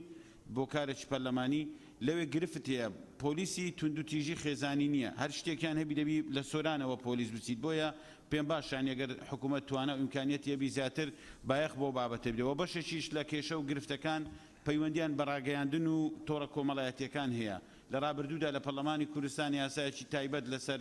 خراپ بەکارهێنانی ئامێر ئەلکترۆنیەکان دەرچووە پرسیارم لە وەزیر ڕۆشنبیری ئەوەیە ئایا ئەو یاسایە کاریگەری هەبووە لە کەمکردنەوەی ئەو حاڵەتانە و ئەگەر پێویستیش بەوەی بکات چ بۆ شایەکەیە بخرێتە ڕوو بۆ ئەوەی لە داهاتوودا کاری لەسەر بکرێت و زۆر سپاس. زۆر سپاس بەڕێزان لەبەرەوەی پێویستمان بە پشوێکەیە بۆ ئێوەش و بەڕێز کاک موسلیم پرسیارەکە کە دەستمان پێ کردەوە بە ئەو کاتە بیکات ئەگەر ئاسایی بێلات لەگەڵ لیژنەش ئەگەر ڕوونکردنەوەیکیانە زۆر سپاس بۆ ماوەی 45 دقە بەڕێزان جەلساڵەگرین 3 و 4 گوەرنەوە.